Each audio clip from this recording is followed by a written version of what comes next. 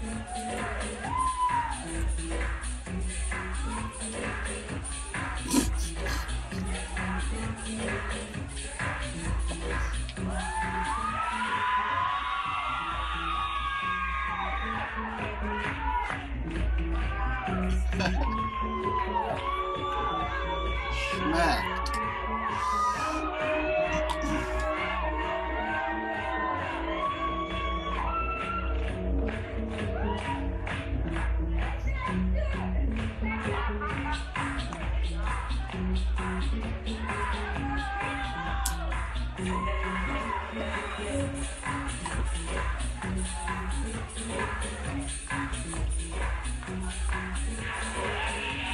Welcome everybody. Off-grid Illuminati chat. Good night. Illuminati chat.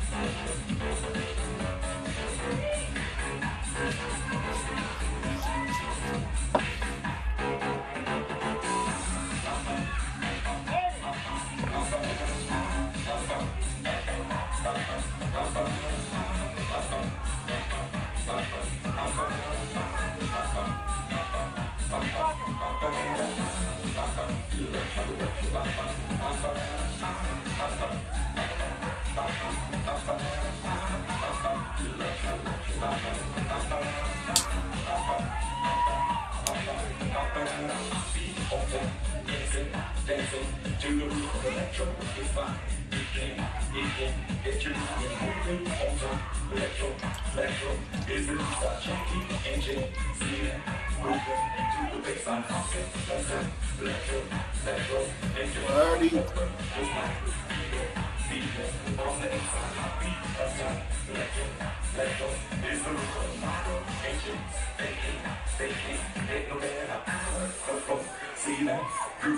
To the bass, I'm fucking on time. Electro is the new style.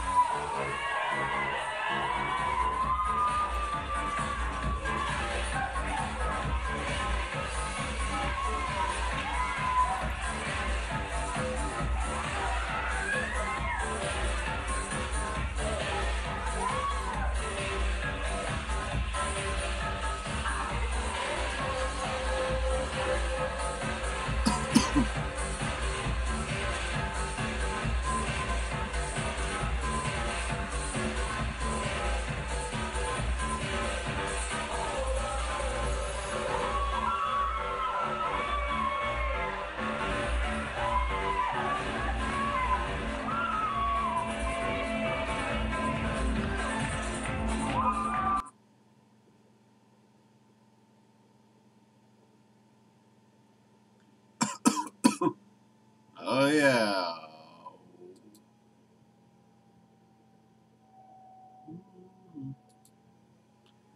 Bop a doo beep beep bop bop.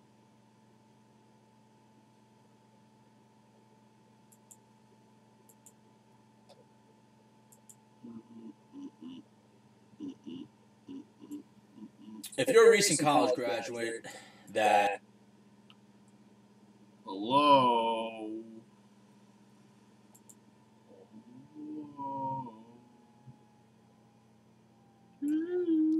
And let's be honest, the genetically inferior part doesn't matter.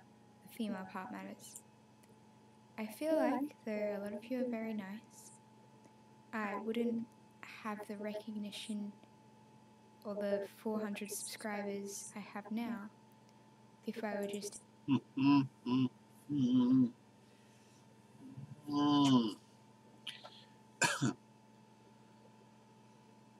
Oh, yeah. Who goes there? Who goes there?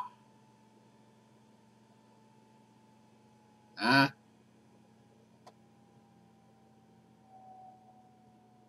Eh? Where the hell is that? Who go there? Who go there?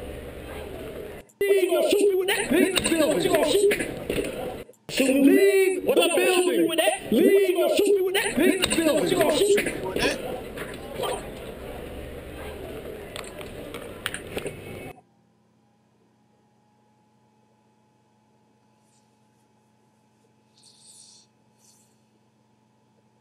Alright, let's see here.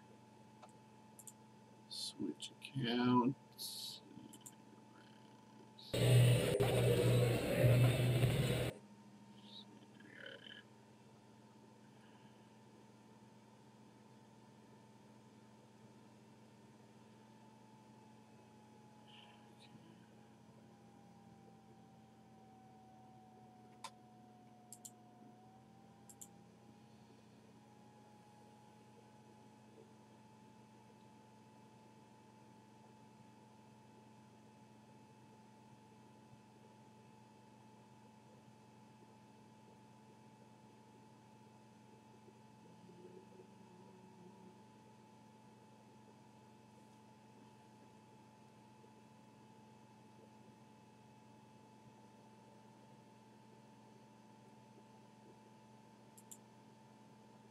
Well, folks, today has came that we got to drop a 1 horsepower, 240 volt well pump down in my well.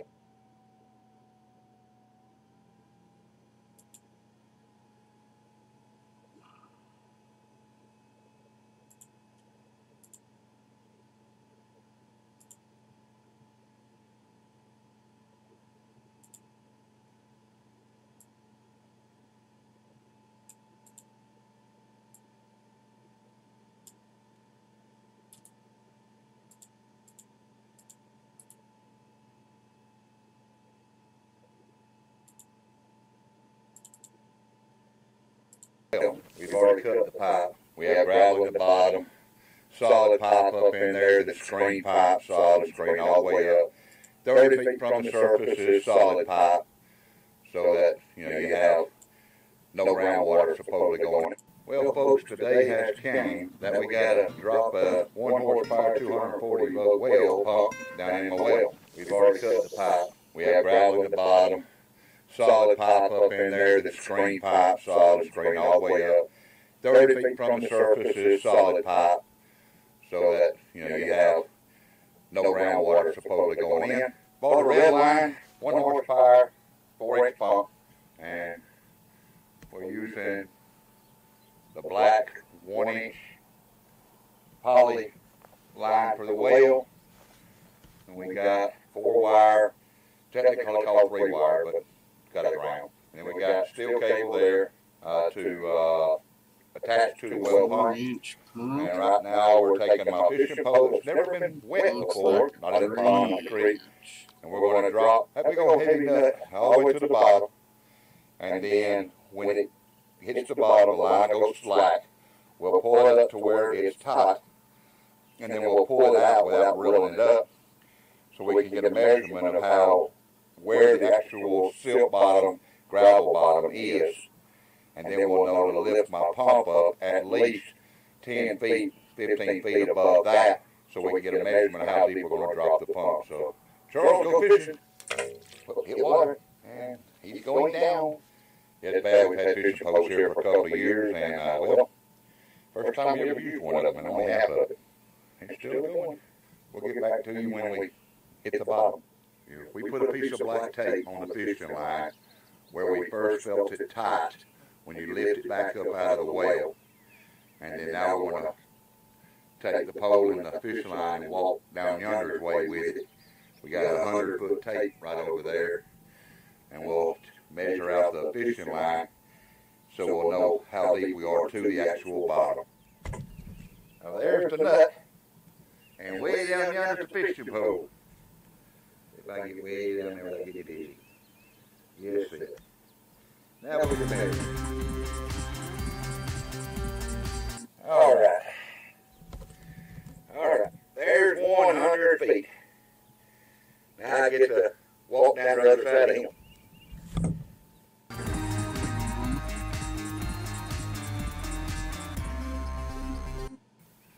Well, we're rolling out the pipe now. Start hooking the pump up to the pipe and then cut the pipe at 160 feet. And the pump will make it go about another 1.5 feet below that. And then I'll have the bottom piece sticking out, which this is where the water gets sucked in at. So that's our goal. We're going to leave about 14 feet between the bottom of the pump and the silt or dirt or whatever's in the bottom of the well. Back to you in a bit.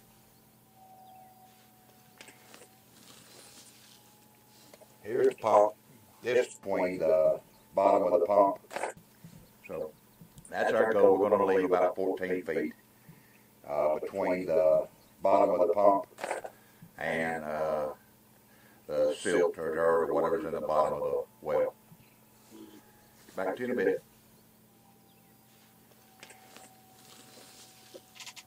Here's the pump. This fitting is a 1 inch by 1 1/4. It's got Teflon tape on it. I got to tighten it up a little bit more with a pipe wrench. Then we'll take the torch and heat that end that Charles has, make it a little bit more pliable, and then push it down on top of there.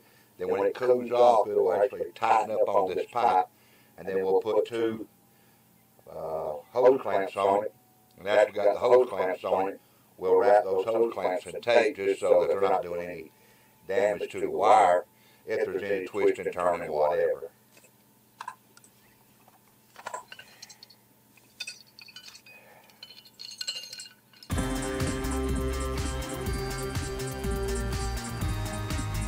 Let's lay that piece where we can get to it.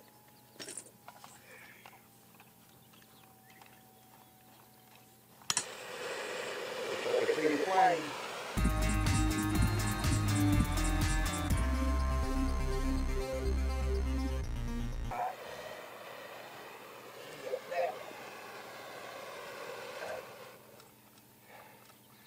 Now let it cool off.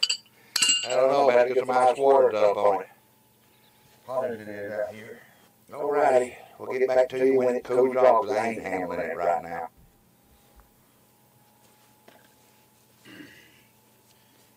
Well, the pipe has cooled off.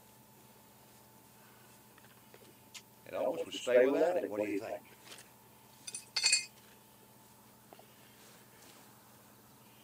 This will be where the steel cable hooks up to, and then the lines will come up this way, so I'm going to make sure these hose clamps are on the other side, which will be fun.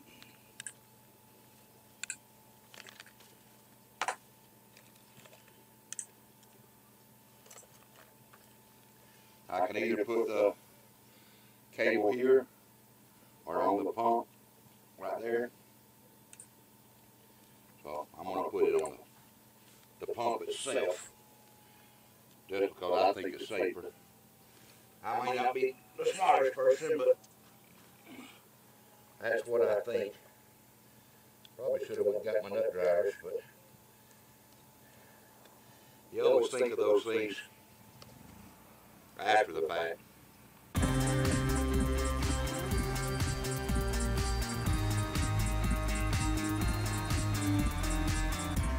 It needs it, but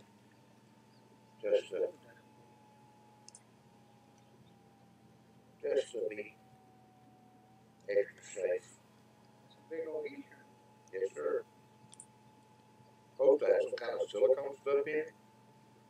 And when you heat it up, you heat it from the middle and it goes out there and seals it. That's all I can do.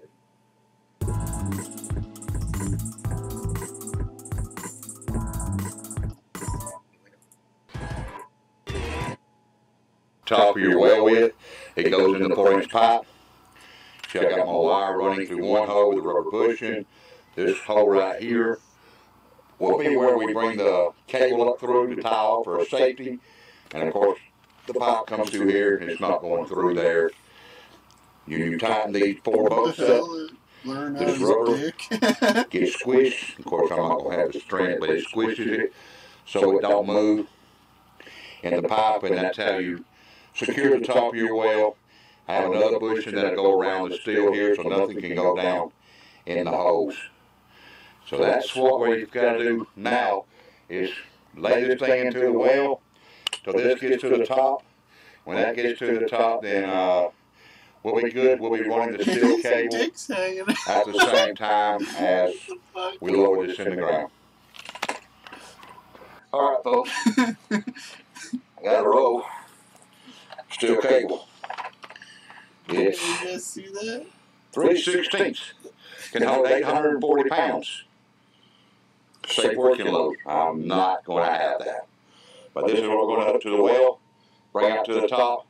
To start with, I'll tie it off to a cement block until I get the cement poured around it, and then there'll be a tie off in the cement post. If you notice, he's putting those clamps on there.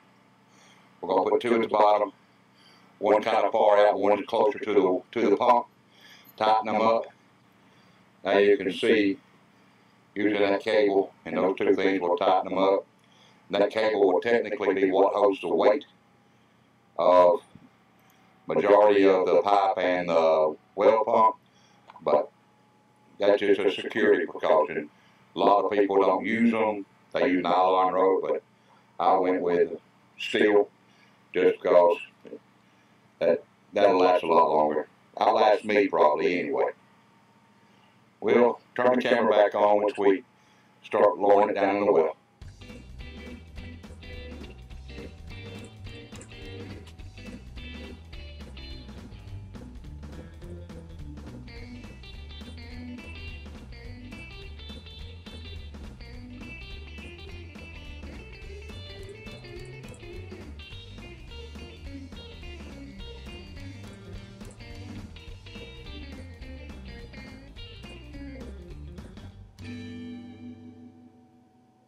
Well, folks, we kind of run out of daylight and the camera decided not to record any audio. We appreciate you stopping in and watching us install our well pump. No, it's not our best video, but at least you see what we did. Please like, comment, subscribe, and share if you want. God bless.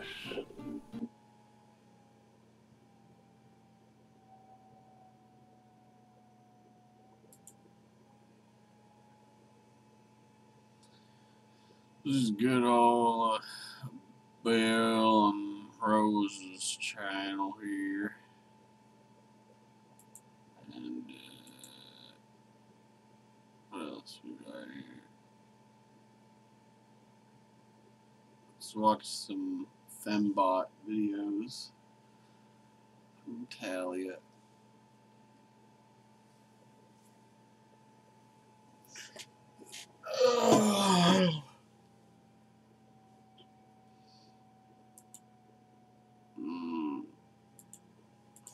Denny Mao, you know, making typical venting videos because there's so many lovely male YouTubers out there who do the same shit as I do, except so much better, and they don't get nearly the same amount of attention or recognition for what they do, and that's not very fair.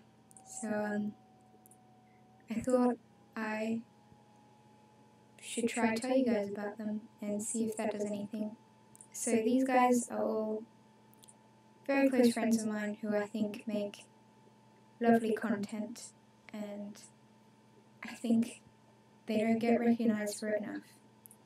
First there's, I can't really pronounce his channel name, but Sertradochi, aka Brian, and I think the fact that he only has 70 subscribers.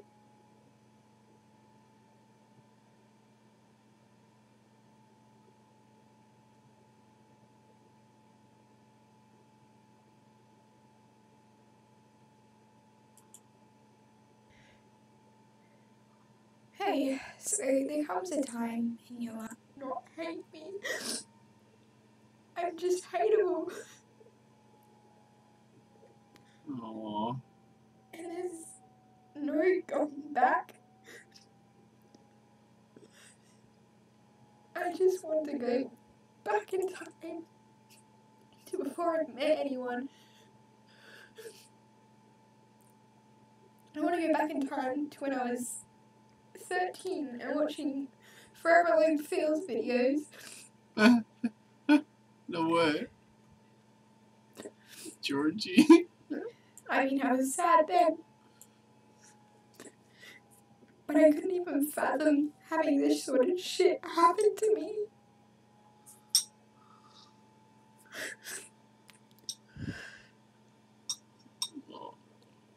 We'll get through I it. just want everything to be over.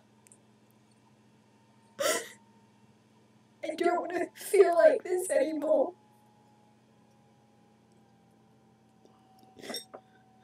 I think producer Chris had some good advice for the young lady tonight. And it's all I ever feel now. Hey, Polly Wolf. And people will laugh at this. Hey, too. Polly Wolf. Hey, Wolfie. And it'll probably get re-uploaded by BRLs and Wolfie get Tails. fucking so many views. Yeah, Too many yeah. people that are comfortable with seeing my face. Yeah, I guess you're the only one up right now. Shit. I just want all of this to be over. I don't know why I even had to begin in the first place. Oh, the Chris played Fembot Myth too, like before talking to her.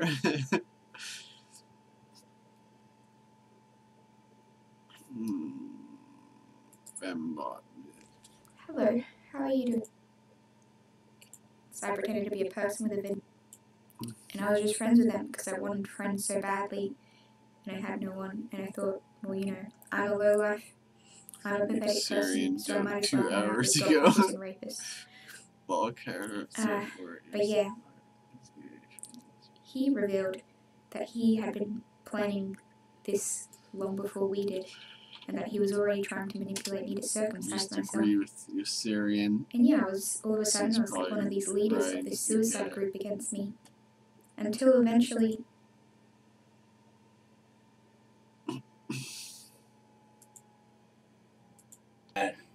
has failed to land that first job out of school, you know, for one reason or another.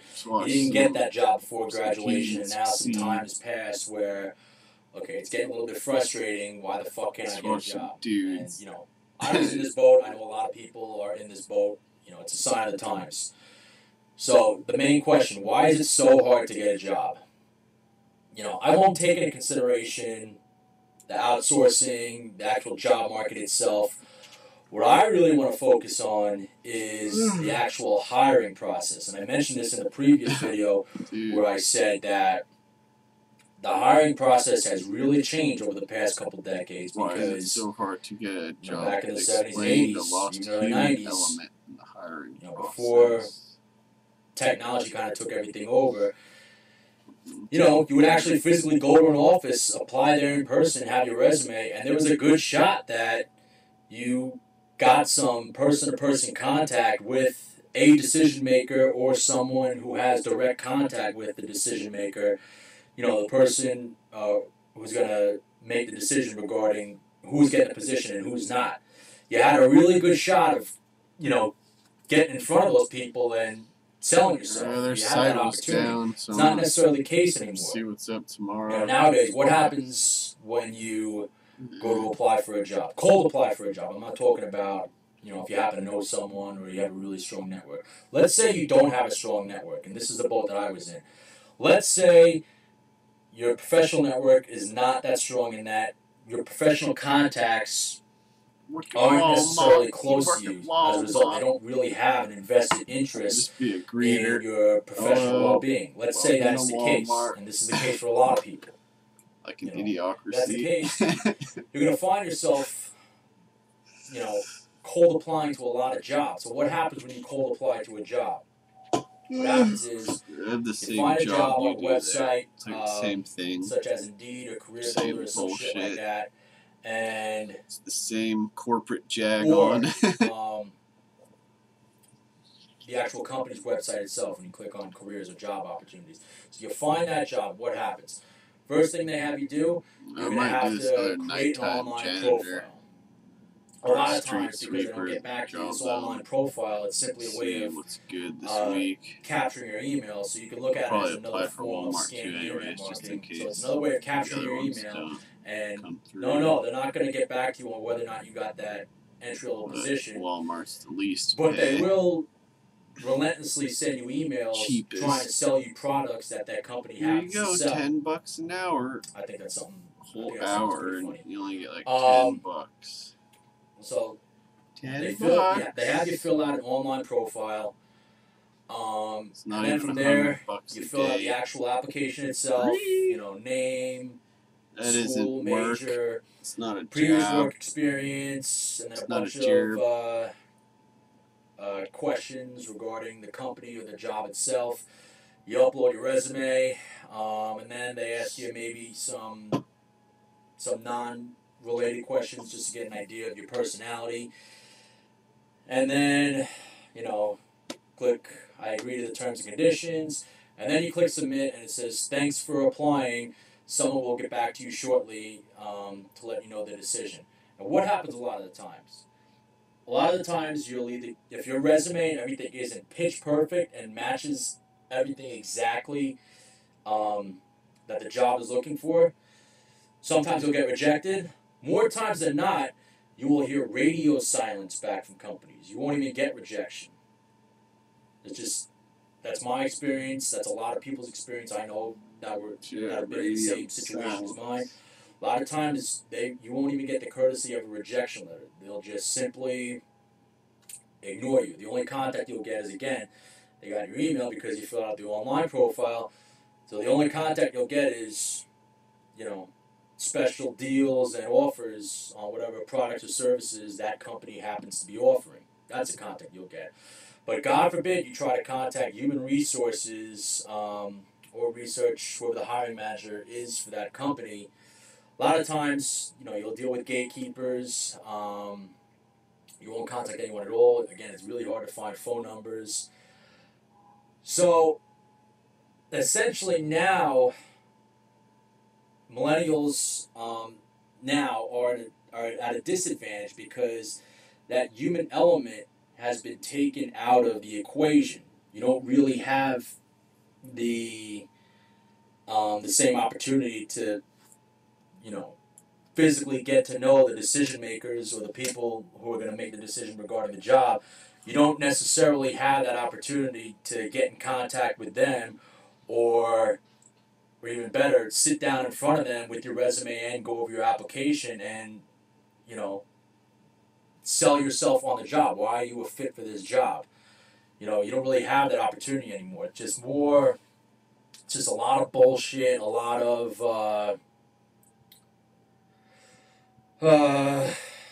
bullshit, a lot of just having to jump through many hoops, you know, trying to contact all these different people.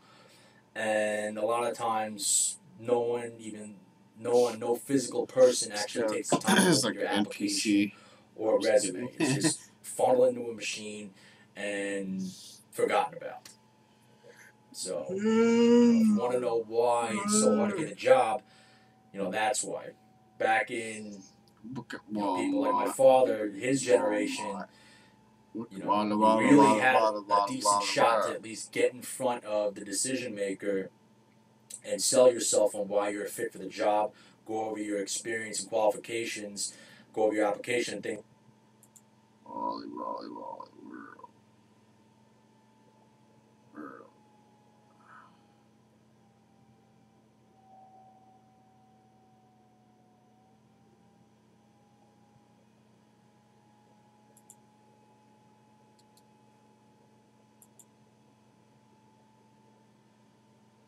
Oh, yeah, shit, you got.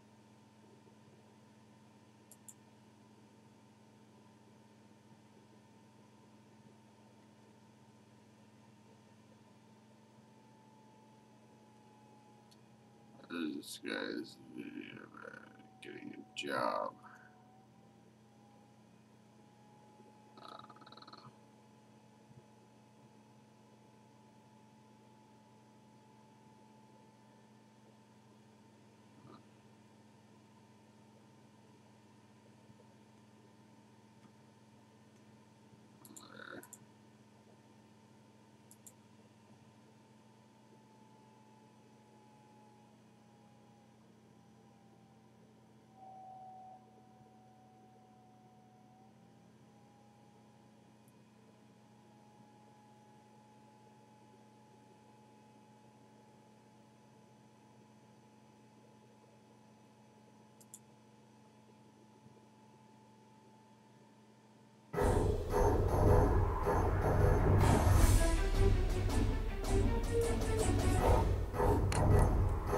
Look here, there's an obelisk. We don't know how to get there, but it's next to a French castle here. So this is the ultimate proof that the aristocracy that come from the pharaohs. So here's a big obelisk in front of, there's even a row of it, in the castle. So who still doesn't believe me? The aristocracy, that they come from the pharaohs. What do you want, This is the ultimate proof.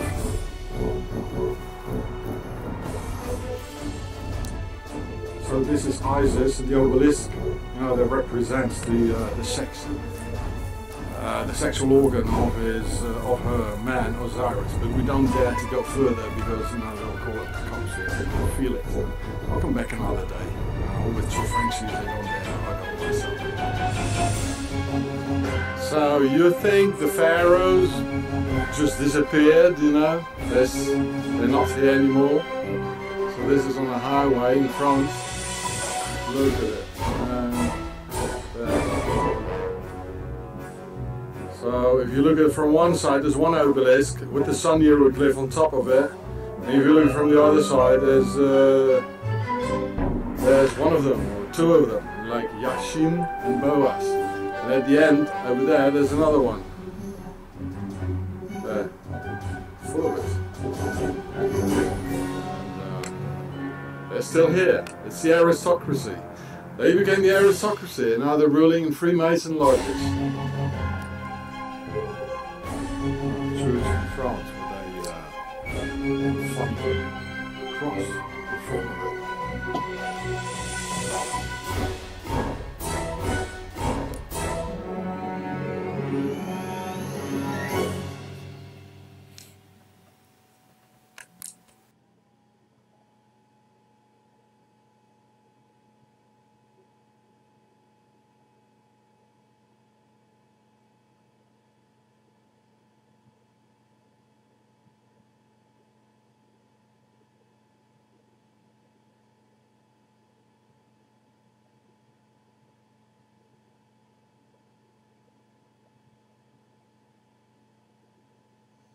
They didn't have flying ships in the core like that.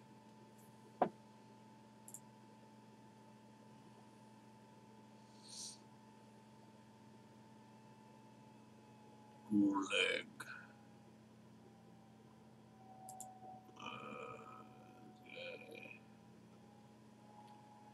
Supposedly has a movie.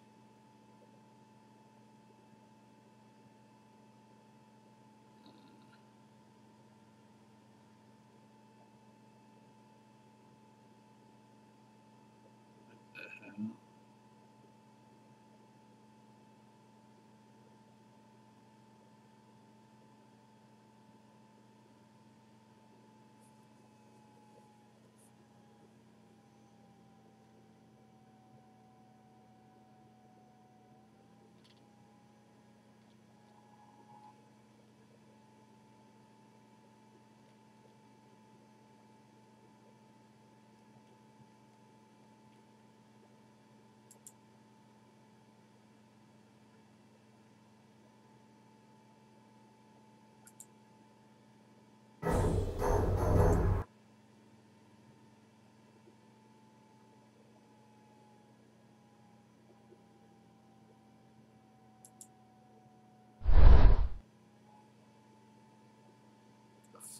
show.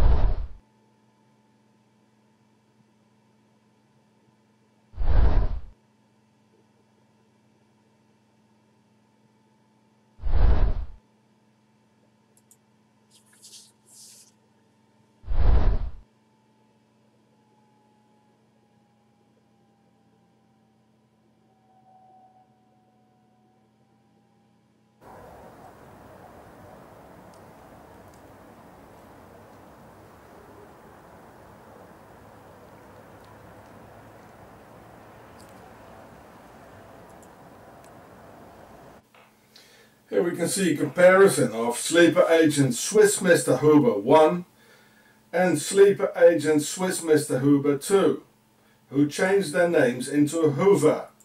So when in 1923 the Swiss started to finance Adolf Hitler in Zurich by their agent from Octagon, General Ulrich Wille, they activated all their sleeper agents for the motherland, Switzerland.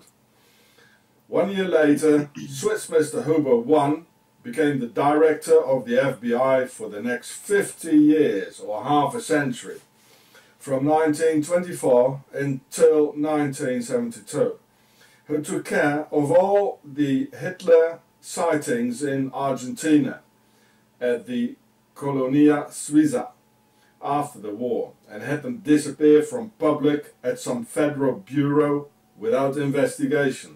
Ooh, He had the best US president, JFK'd. 5 years later, the other Swiss Mr. Huber, 2, got US president, enabling the biggest robbery in 1929 to get the money into the motherland, Switzerland. So, by then, there were 2 Swiss Hubers at the mightiest key positions together with Swiss General Eisenhower, setting in place the course of World War II. Just watch in Google, list of Swiss Americans and Swiss American. Look how the Hubers look alike, certainly being of the same breed from Octagon of the Alps, the same nose, same facial expression, same brachycephalic skull form, etc. And as all charming things come in 3, there was a 3rd Swiss Mr. Huber, Albert Friedrich Armin Huber, whose mother knew Mussolini when Mussolini was in Bern, Switzerland. Yes, they all were in Switzerland, weren't they now? So here you can read about the 3rd Mr. Huber. Charming people. And this 3rd Swiss Mr. Huber became one of the Swiss Nazi bankers for the Islamofascism related to the Palestinian SS mass murderer Amin al-Husseini, who was a personal friend of Adolf Hitler and spiritual father of Yasser Arafat, and responsible for the murder on hundreds of thousands of Serbs, Gypsies and Jews by the Muslim Handjar SS division, who were doing the holy war jihad in the name of Hitler in Europe, in the Balkans. You can read it yourself. Just punch pause about the Swiss involvement in wars and stirring up people against each other. And Swiss people asking for stand up, Americans, and open your eyes. I'll be with you. It's time to stand up. I give you all the proofs and all the facts on the expense of others. Send in the US cavalry, now, and this time without any Hubers. The motherland of the 2 Hubers, or Hoovers, that betrayed the American people, killed US presidents, robbed the American people blind, put them in a war, robbed them with the Bank of International Settlements and the Federal Reserve, and had fire over the world. This is the motherland of the Templars, Octagon, the base of all evil. Stand up, Americans, and open your eyes. I'll be with you. It's time to stand up. I give you all the proofs and all the facts, so now do it.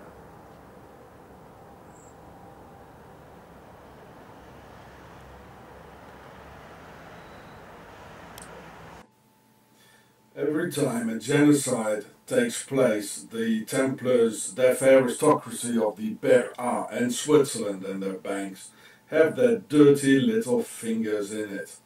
And another one on the list of Swiss mass murderers from Octagon was General Custer, also called the Squaw Killer and murderer of little Native American children, which is a Swiss speciality to attack and terrorize the defenseless, as they and the Swiss Nazi Templars organized during World War II and even on the Germans and their children during the 30-Year War. So here you can see the obelisk at his grave. Wow, only a pharaoh gets an obelisk on his grave. And he's from the motherland of Octagon, the base of the pharaohs in the Alps. Octagon waits their chance, and then they do it again and again, and let out their natural born hatred towards humanity, and mostly on the children.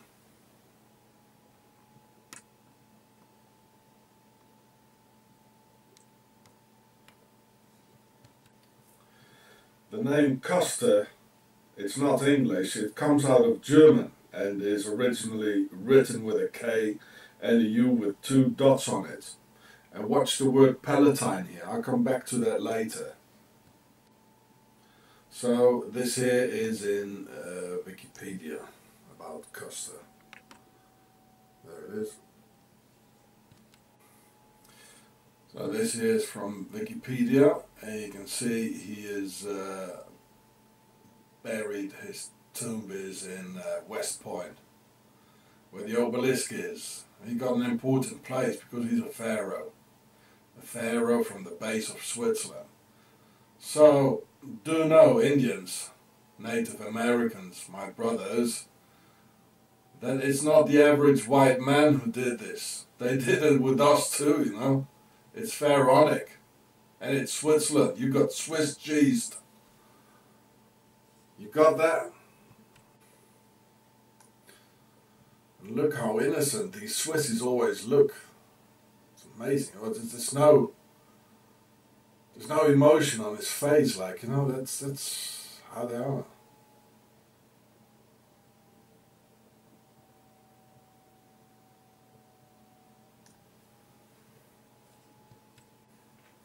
There it is again. Innocent Swiss face. There's no wrinkles, there's no emotion. It's like there's nobody in there. The German name Küster is the name for a church servant whose task it is to light the candles, open and close the church doors, prepare the books, Bibles and songs, ring the bells, etc. It derives from the Latin name Custos. In the Old Testament, they were called the Levites in the synagogue. So, you can read it if you want. Well, I could only find it in German, of course.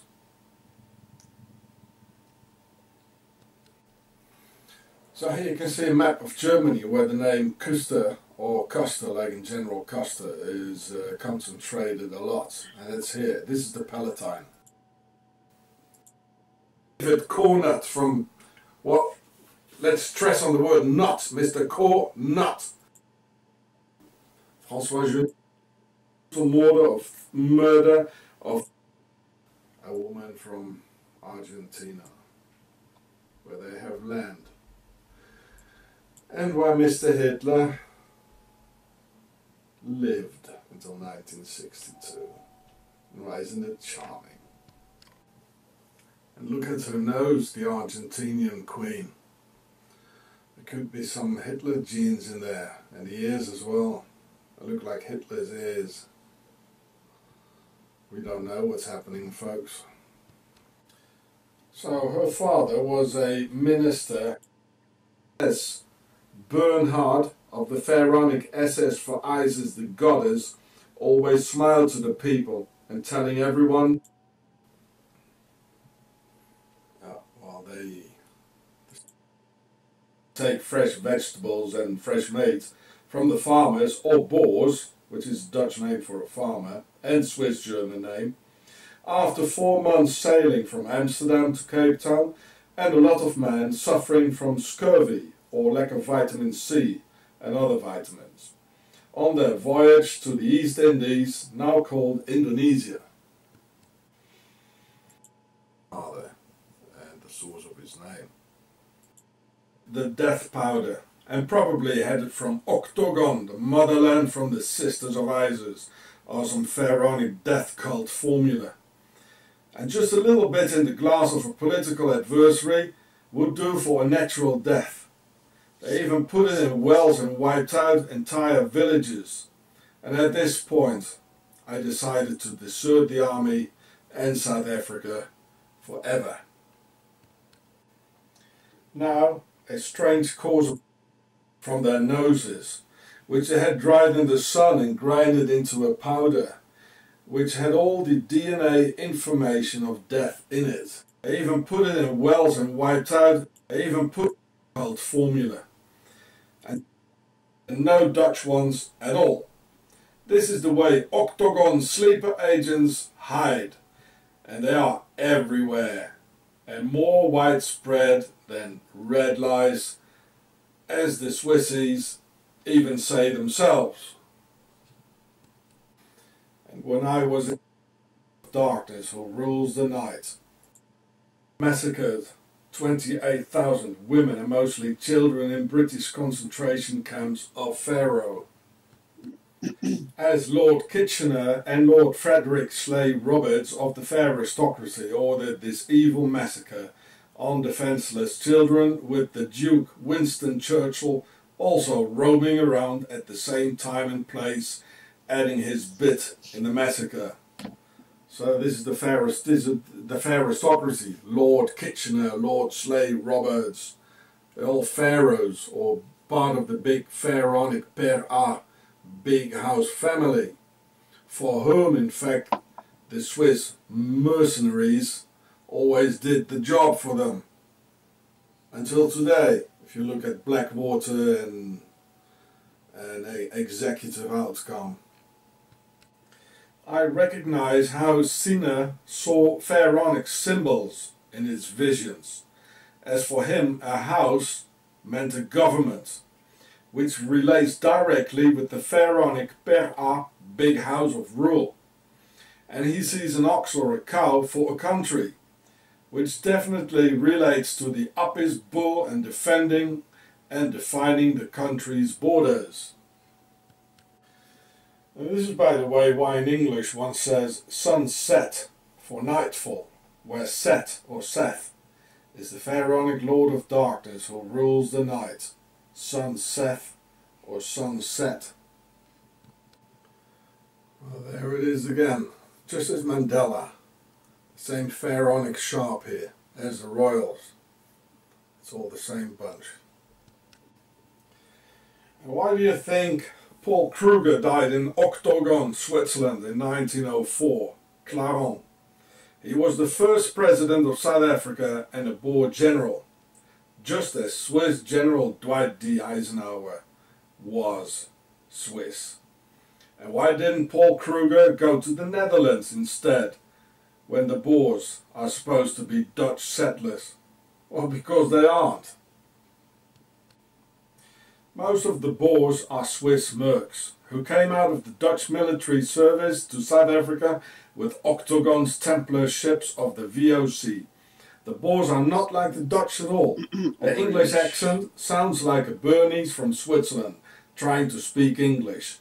The Dutch are no racists, as the Boers and the Swiss have those white superiority beliefs of white supremacy. The Swiss and the Boers like guns, rifles and pistols. The Dutch are more into smoking marijuana instead, and the Boers only speak some backwatered Dutch, as only an immigrant from Switzerland would, as a Swiss mercenary from Octagon. Even the word Boer is pronounced the exact same way as in Bernese Swiss German, as where most of the Swiss mercs came from. And in the 20th century we don't see any close ties between Holland and the Boers. But there is between Swiss Nazis and the Boers during the apartheid era and all the crimes committed. So the Boers have all the Swiss characteristics and no Dutch ones at all. This is the way Octagon sleeper agents hide, and they are everywhere and more widespread than red lice, as the Swissies even say themselves. And when I was in the SADF in 1981, during the border wars, they had restricted areas where they had rows of black people hanging upside down from the trees with a bucket underneath. So after a few days, some slimy, stinking substance dropped down from their noses, which they had dried in the sun and grinded into a powder, which had all the DNA information of death in it. They called it the death powder, and probably had it from Octagon, the motherland from the Sisters of Isis, or some pharaonic death cult formula. And just a little bit in the glass of a political adversary would do for a natural death. They even put it in wells and wiped out entire villages. And at this point, I decided to desert the army and South Africa forever. Now, a strange course of destiny brought me to the motherland of evil, where prisoners as Roger Fenkhauser get natural caused inside Swiss torture centers, and I recognize so clearly that this way of sneaky assassinations are so typically Swiss, as these Nazi Templars from Octagon hide all their hideous Nazi crimes against humanity behind this impenetrable Swiss smile. Well, what else can you expect from these mercenaries who sell their services to the highest bidder? Of course it was them who betrayed the real Dutch Boers to have their children murdered in concentration camps of the aristocracy and their lords of darkness, just as these Swissies financed Adolf Hitler and consequently the concentration camps. Octagon is everywhere. They don't integrate, go for all key positions, organize in Swiss lodges, change their names, and then impose their laws on you and send their Octagon police to come and get you.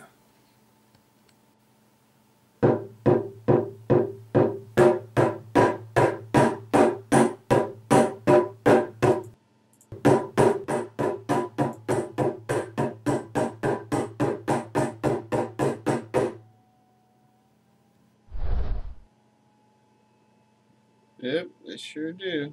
Sure do. The Pharaoh Show.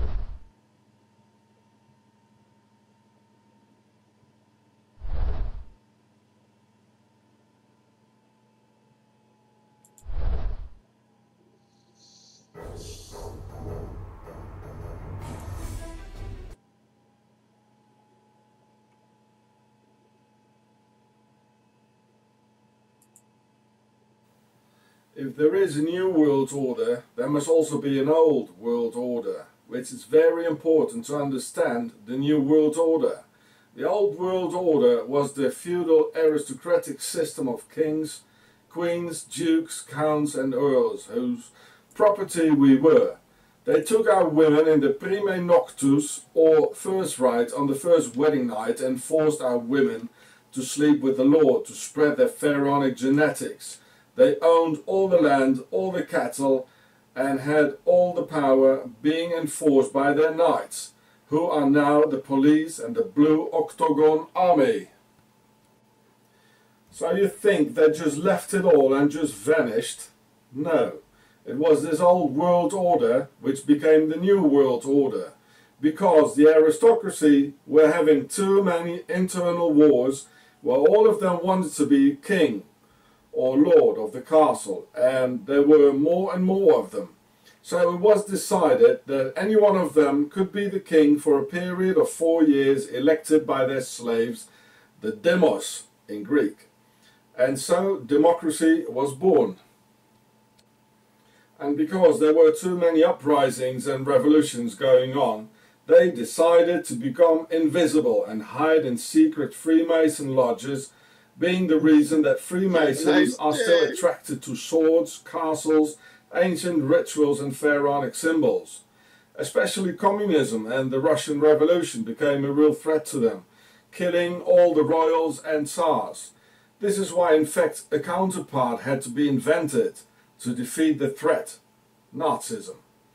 And over these two, they had the Western world and privileged capitalism of their financial elite to finally defeat both communism and Nazism.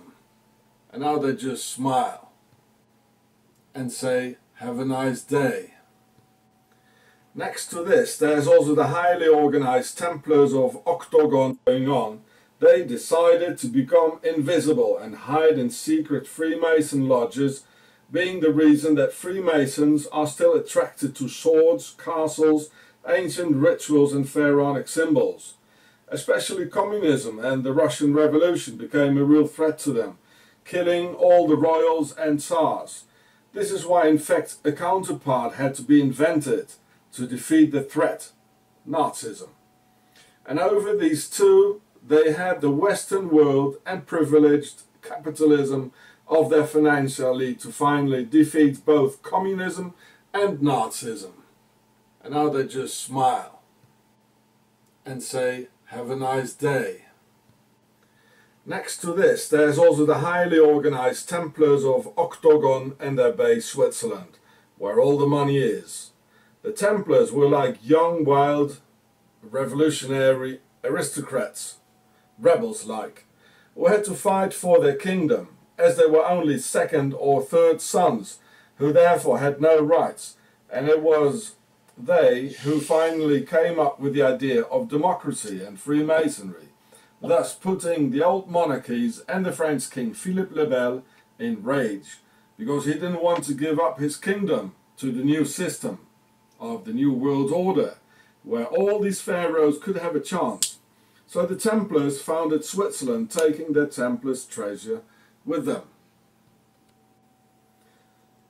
And today we still belong to them as their slaves, and that is why we have a passport or ID with a number on it, being our registered slave number of the aristocracy, which we have to show every time their police knights of Octagon commands us to control the flock. Not even the passport itself belongs to us, but it's the property of the state and aristocracy. Neither our children belong to us, they are the property of the state, whom they can take away from us whenever they please, as being their future flock of slave stock. They can arrest you whenever they want, they can put you in prison whenever they please. This is what I had to find out in Octagon, Switzerland, that we are their property, who can steer our lives through terror, lies and injustice. Look, there's even the coat of arms on it of the ones whose property you are. The king. The pharaoh. Well, there he is, King George VI and the Freemason, as I told you, who set Mr. Winston Churchill, the aristocratic warmonger and mass murderer who started World War II. He set him in place. He was not elected by the people.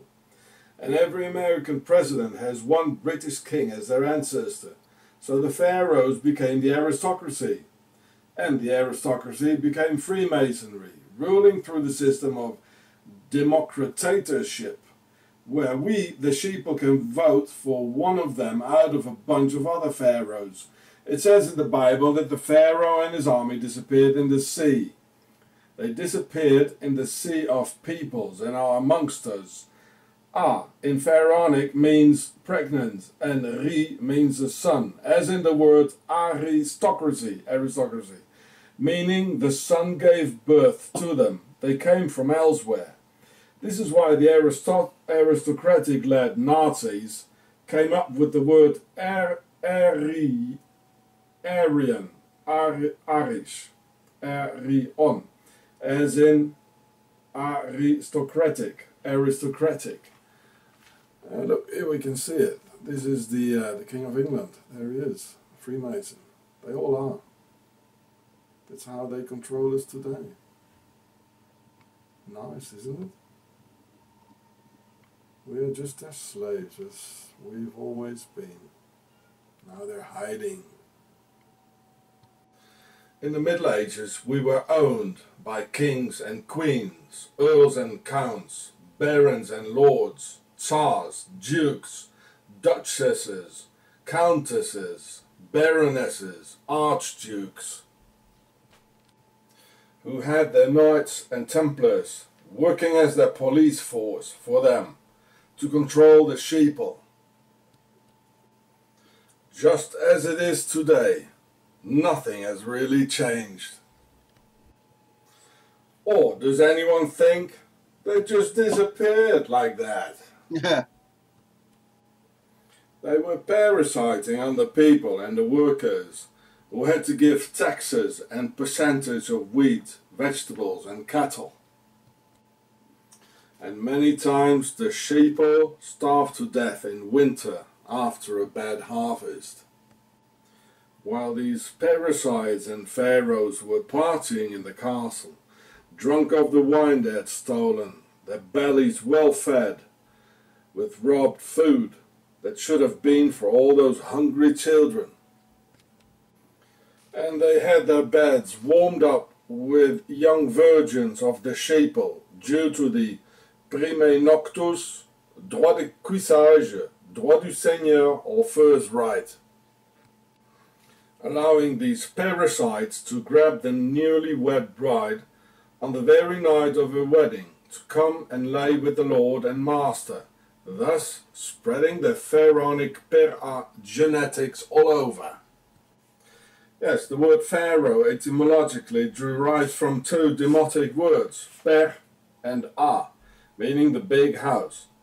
The big royal house of the pharaonic royal bloodline, as my dear friend William Morgan, 1776, so cleverly discovered that Genesis actually means the gene of Isis, and Geneva in the octagon base, gene of Eve, being one and the same one. I'm so glad my pupils are getting smarter than me, so I can retire soon. Just as the pharaohs never disappeared, the nobility never lost their power either. The word aristocracy is pharaonic, aristocracy. A means big or pregnant, and ri means the sun, meaning those who come from the sun. Just as the Aryans, the Indo-Germanic nobility and upper class, Aryan is from Aryon, as in aristocracy, which means that those who came from the sun with their blue blood and all their ruling, and they still do. Don't be mistaken.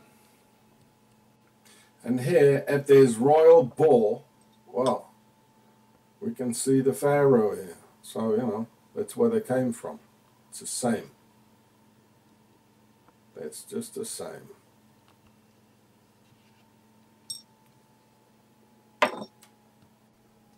And today, children disappear and they get raped, tortured, sacrificed and murdered in castles like Amérois in Belgium and Sautou in Luxembourg and many other places as the Bohemian Grove by very organized gangs like the Dutroux gang and by Fourniret, whose name indicates to deliver the king, fournir roi, without children in this case.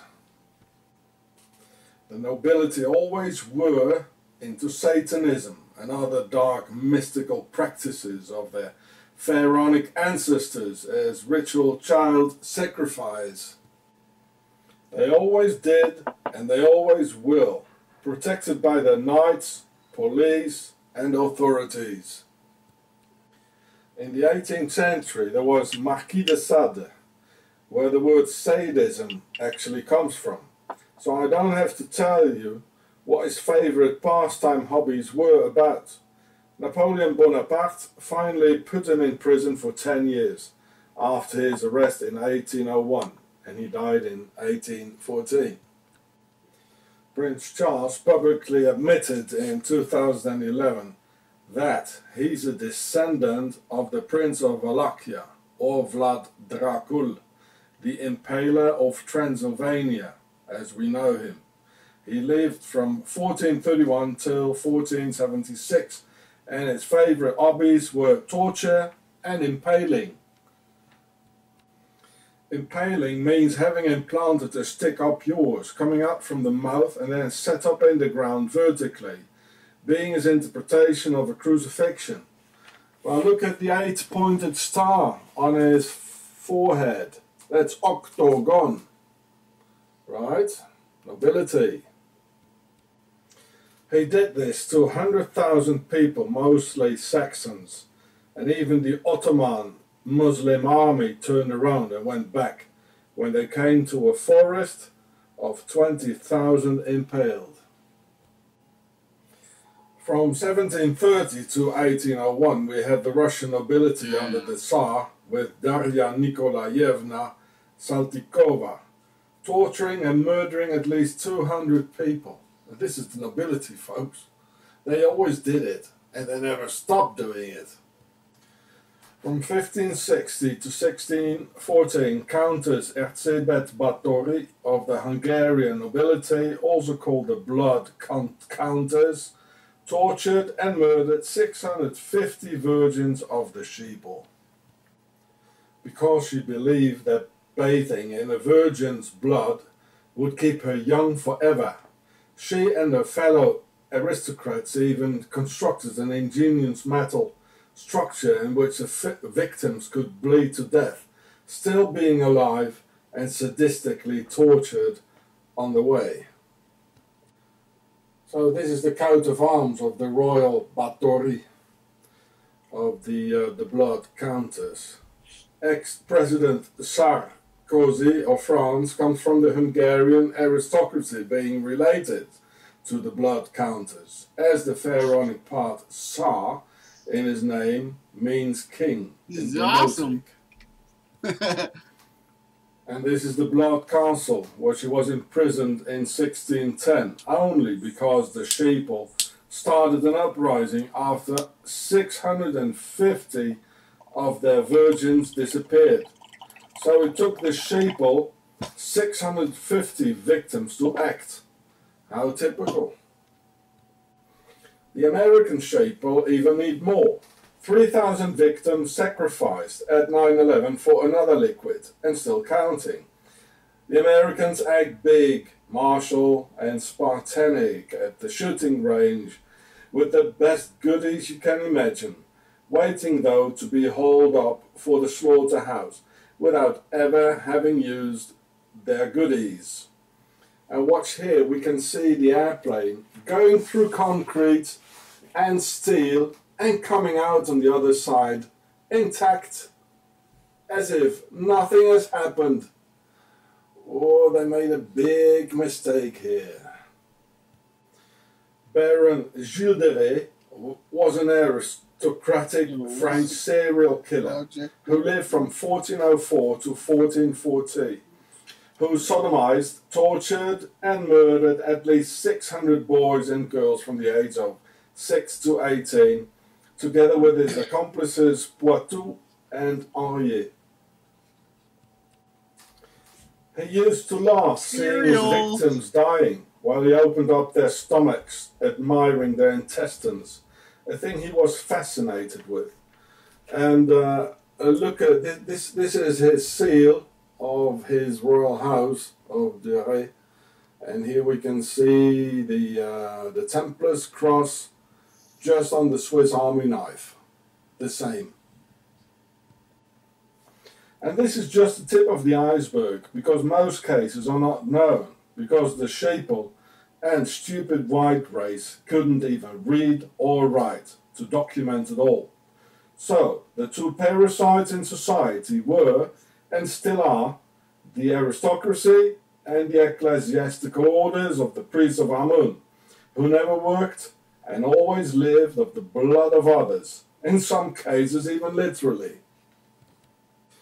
Over the years and centuries, these parasites grew fat, never hungered, having great parties with music and troubadour, and just reproducing like rabbits in between the parties. And all descendants wanted to be king or queen and have the castles. So wars broke out between them, which the sheeple had to fight out. Nice haircut. Oh, what a legs. And what a nice shoes. No, what the fuck?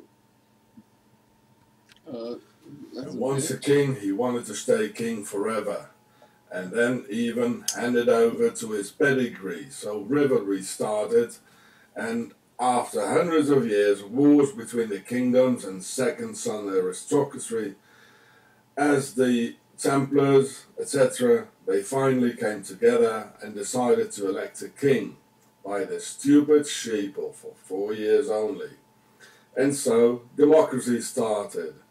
And due to the increasing revolts, revolutions and uprisings of hungry peasants, the parasites of the nobility decided to go underground in Freemason lodges, divided in 33 degrees, indicating in fact the degree of pharaonic genes of the noble bloodlines in their veins.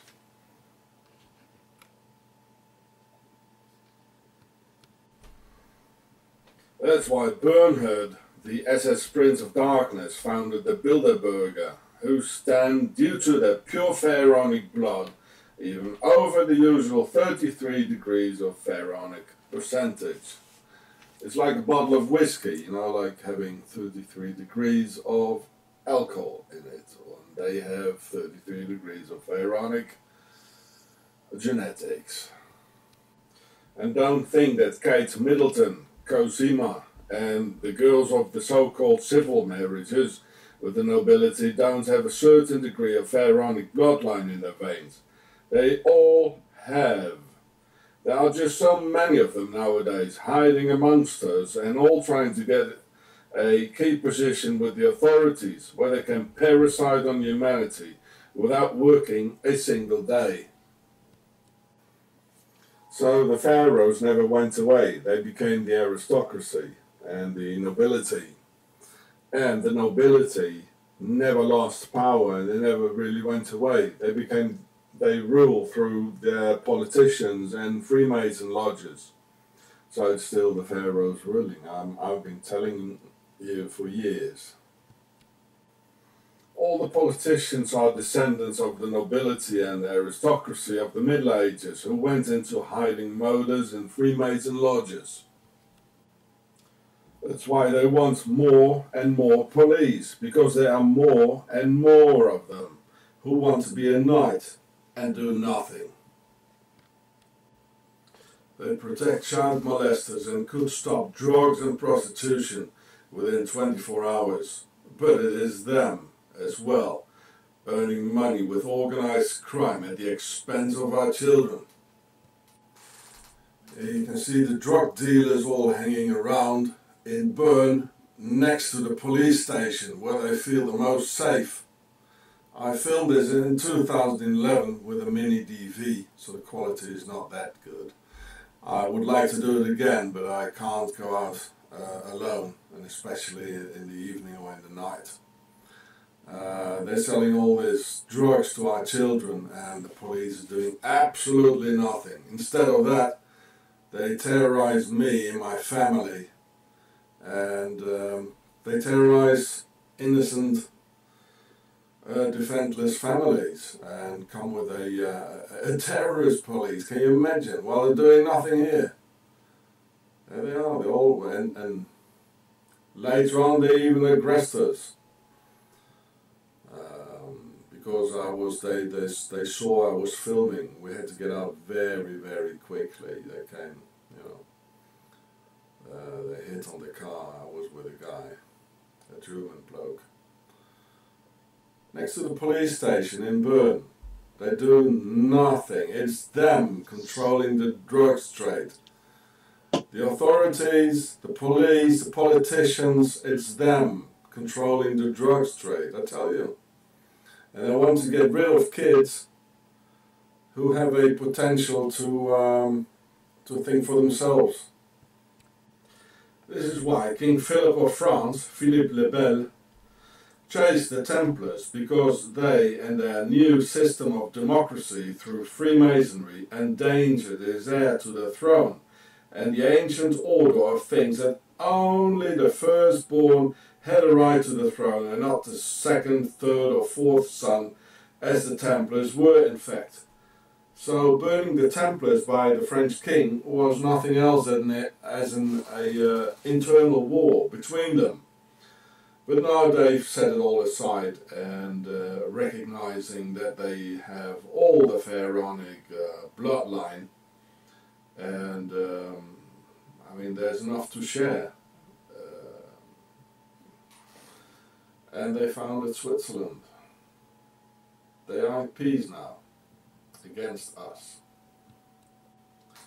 And the Templars needed a base where they speak all the important European languages, so they founded Octagon, Switzerland, which is now the base of all pharaohs, politicians, Freemasons,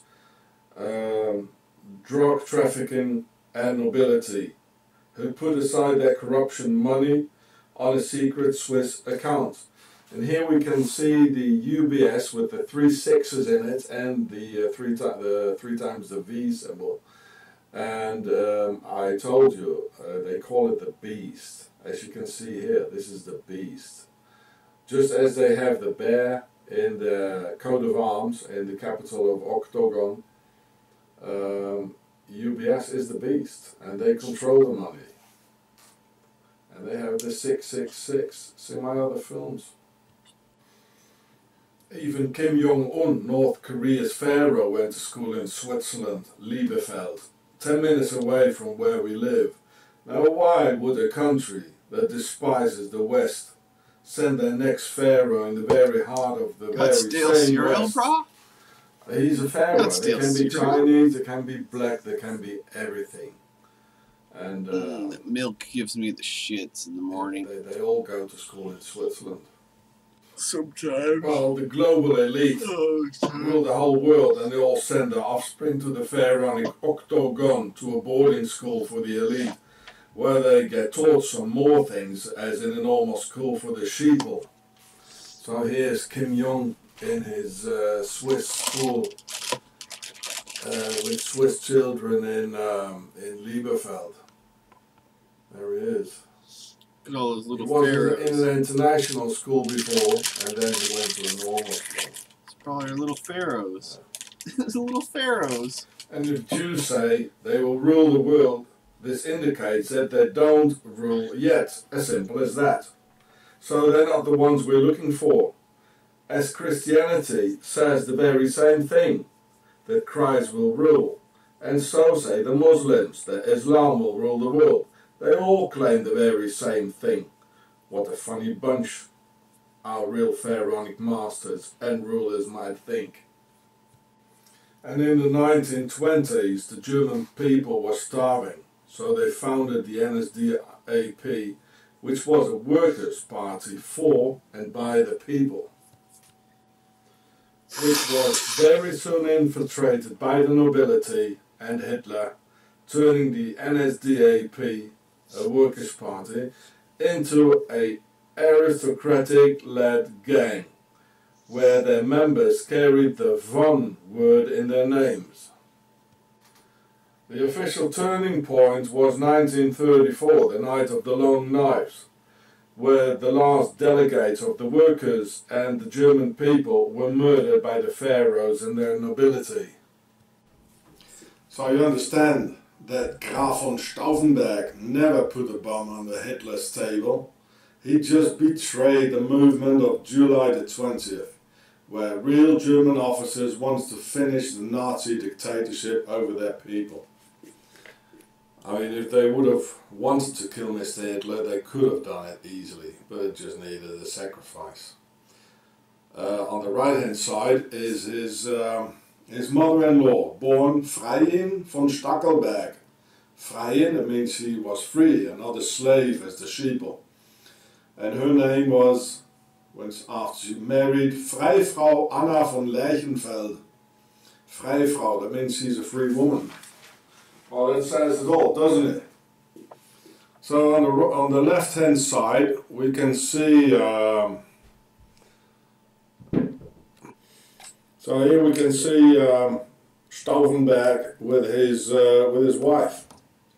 Funny enough, she looks like Merkel. Who knows? It's all the same bloodline anyway. So this is the mother of Stauffenberg's wife. Well, I mean, that is not German. This is not German. This is pharaonic. This is pharaonic. And look at the long pharaonic hands. Look at it, like Obama.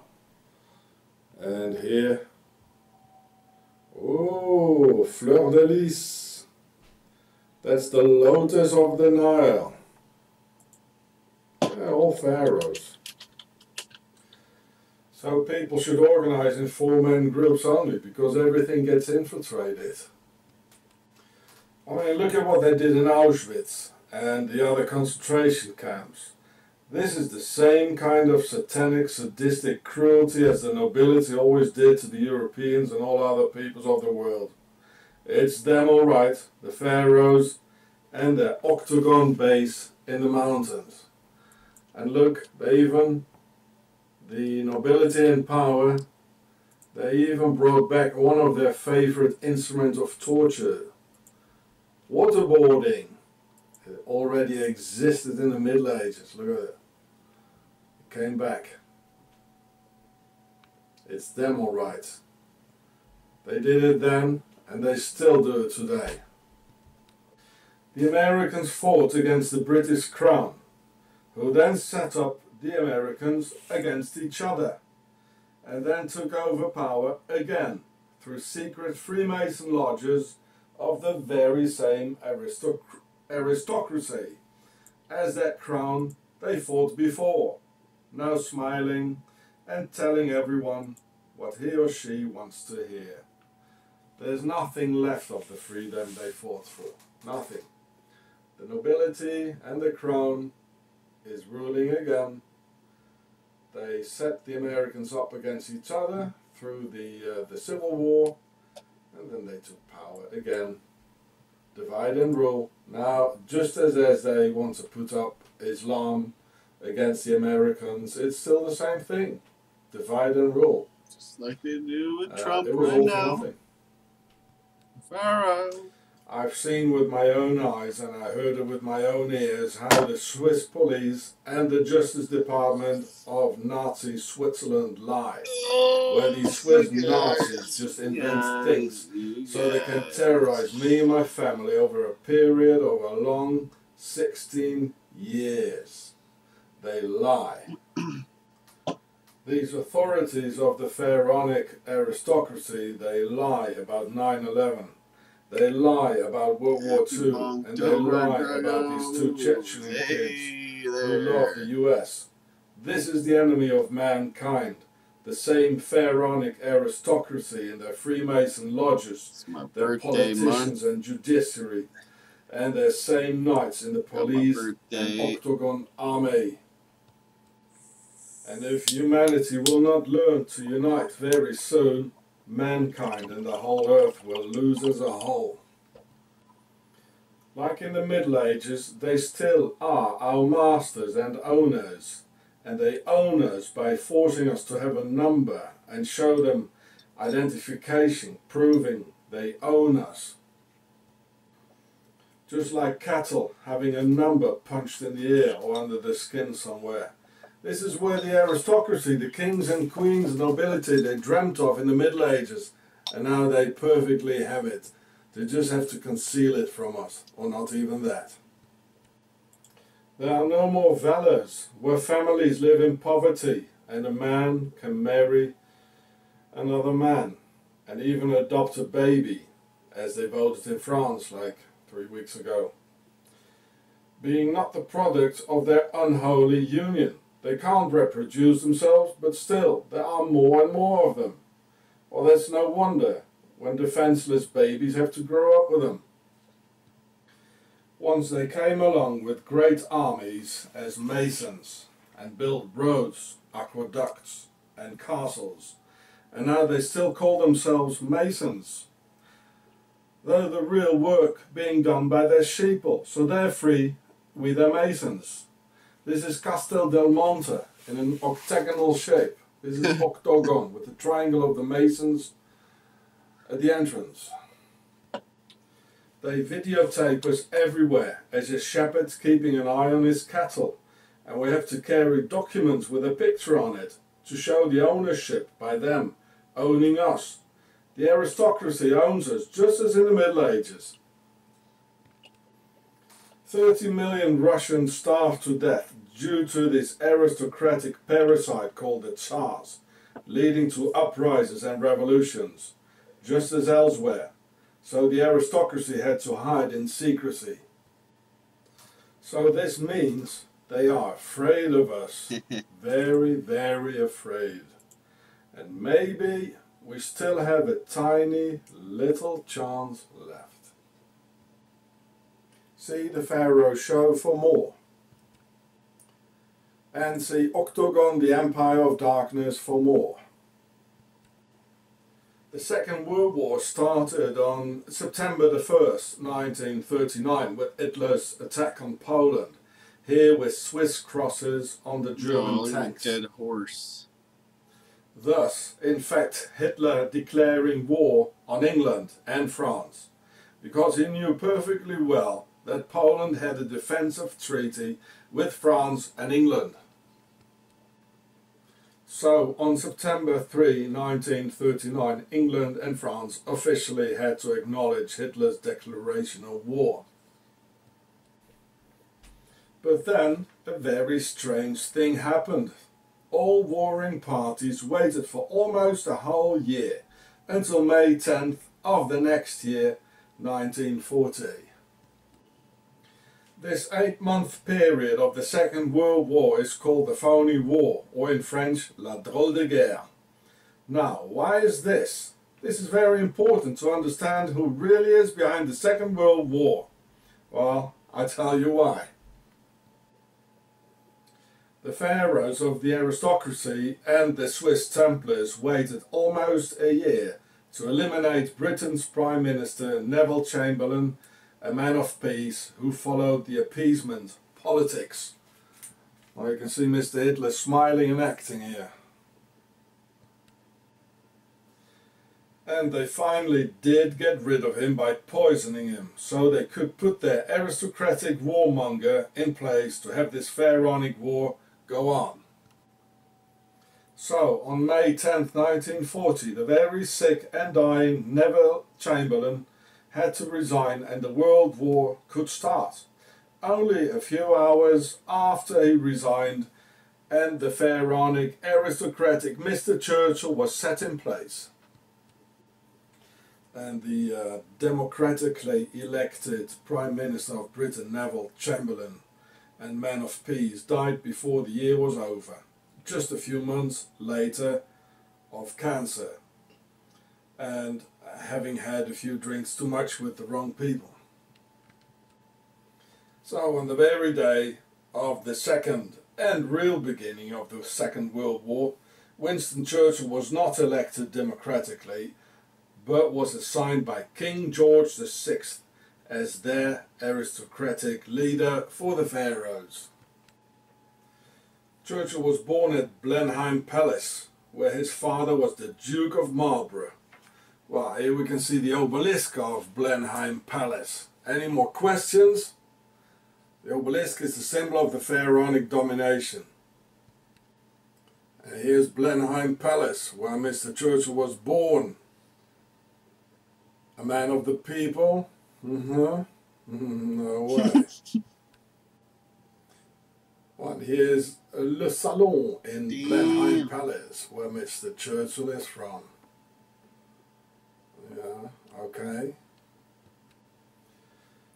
Young Winston loved concentration camps where he had 28,000 Boer women and mostly children murdered in South Africa during the Boer Wars. Here you can see the young Lizzie van Zyl, the young Boer child. She died. She got murdered together with 28,000 other ones. So this is how the Brits, they won the war against the Boers. Well, of course, it's all pharaonic. It's the aristocracy. They always did this and they always will. In the Second World War, in South Africa, now they're doing it in Iraq and all over. It's the aristocracy and they're pharaonic. And because of Mr. Churchill's old love for concentration camps, he never had the railroads to Auschwitz bombed.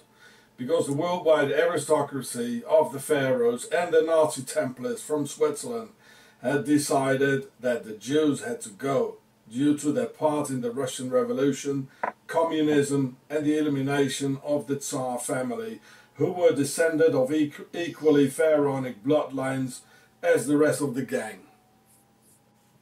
So in every one of the countries, Britain, Germany and the US, this pharaonic aristocracy and the Freemasons were ruling, and the war against the Russian people and against the Jews could begin in order to revenge the Russian Revolution and the killing of the Tsars, where the word Tsar is of the pharaonic word for a king, as in a sarcophagus, which is a box to put the king in when he's dead. See the Pharaoh show. This is why Rudolf Hess flew to the Duke of Hamilton aristocracy to stop the war.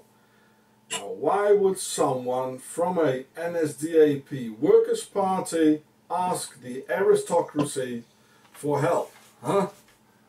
Well, and look what the Duke did. Well, he just betrayed him. The Duke didn't want any peace, right? The Duke was just smiling and pretending to be nice to Mr. Rudolf Hess. But when it really came to it, he just betrayed him and he showed who he really was, a pharaoh. This is why Hitler had the English army escape in Dunkirk, and why the Luftwaffe never bombed Buckingham Palace or any other aristocratic aim. This near miss here is just a deliberate false flag publicity hit so they could celebrate themselves as heroes, standing side by side with the British people.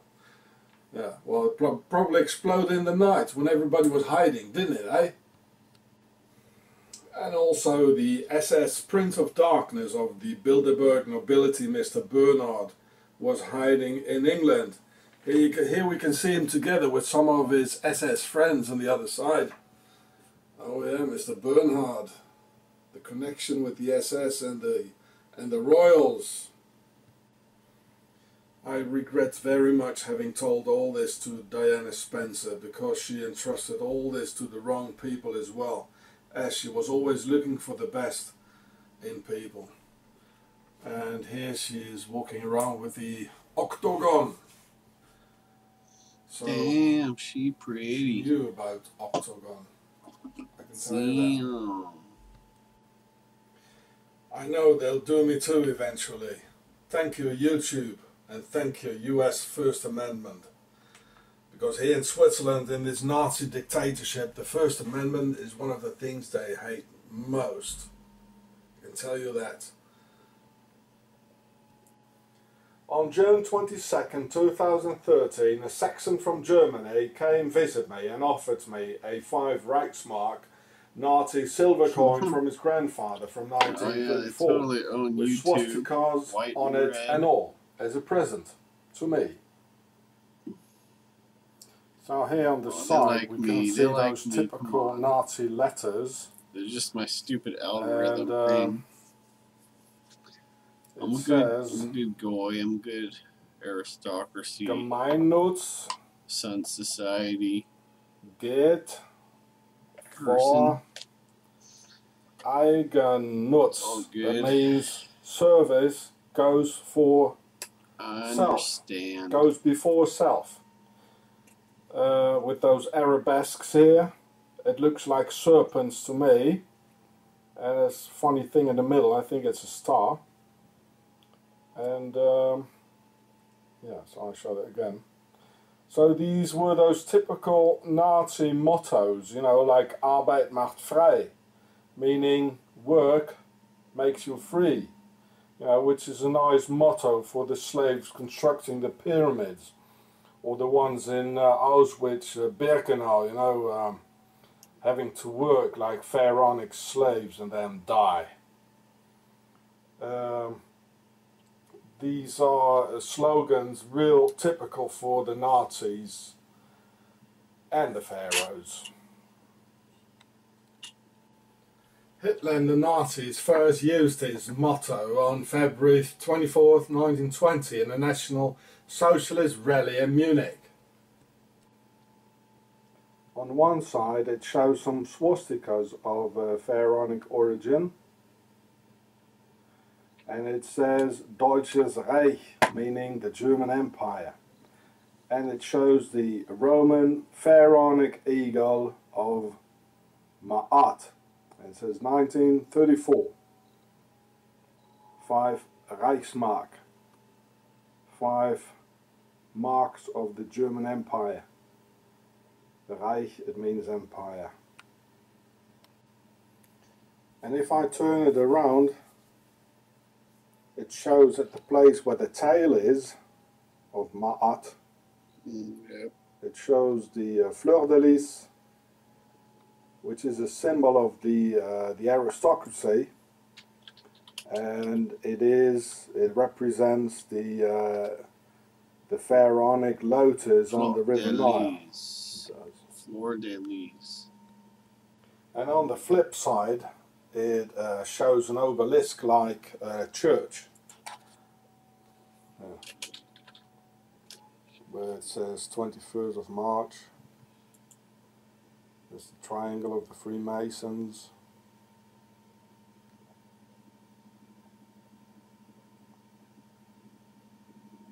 See?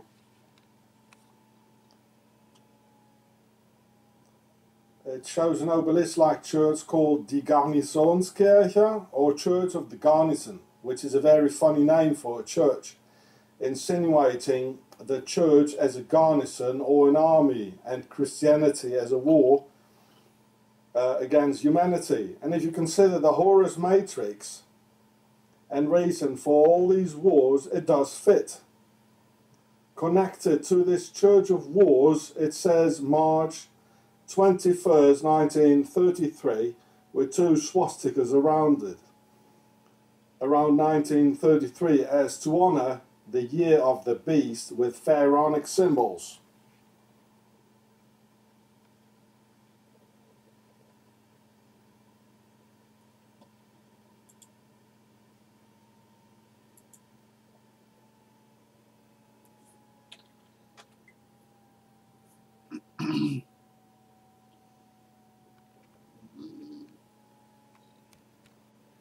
March 21st is the date on which Hitler's rise to power was celebrated after he became the German Chancellor on January 30th, 1933. It's called the Day of Potsdam, der Tag von Potsdam, just as it's called the Day of Potsdam commemoration coin. Yeah, Mr. Hitler is somewhere in here on the Day of Potsdam, where the obelisk is shaking hands with Mr. von Hindenburg. And on the left side there's the Nikolai Church, which is an evangelic church, with an obelisk. You see, that was very important. So normally the inauguration of a German Chancellor should have taken place in the German Reichstag in Berlin. But as the pharaonic German aristocracy wanted it to take place in Potsdam, near Berlin, and the very heart of the Prussian monarchy, with many obelisks around for a pharaonic ritual as in the old days along the River Nile. They deliberately burned down the Reichstag on the night of February 27th till the 28th to have a good reason for not having their man and reincarnated Pharaoh inaugurated under the powers of the German people at the very symbol of the German democracy. And for the Reichstag fire arson, they had their patsy ready. Here he is, Mr. van der Lubbe. And just as Lee Harvey, the patsy, or these 19 Muslims at 9/11, well, they always have it ready. And of course, Octagon of the Templars, they are aristocratic, just as the main drive behind the Nazis, and they were the main drive, as here in Potsdam, and the reason for the Reichstag's fire is the aristocracy, and they are pharaonic, and they went into hiding in Freemason lodges. They're the ones, all right. And Switzerland Octagon is their biggest base. But under the pharaonic magic of the imperial aristocracy at their main church next to the castle of Sanssouci, or the No Worries Castle, as the French word indicates. They're not even. The name is German, and neither the idea of 2 world wars and the extermination of the Jews was in fact a German idea. It was aristocratic, pharaonic. So this obelisk here is standing at the very entrance of the Sanssouci Castle, which is all next to each other. The where Hitler was inaugurated and where he shook the hands with the former Hindenburg Chancellor.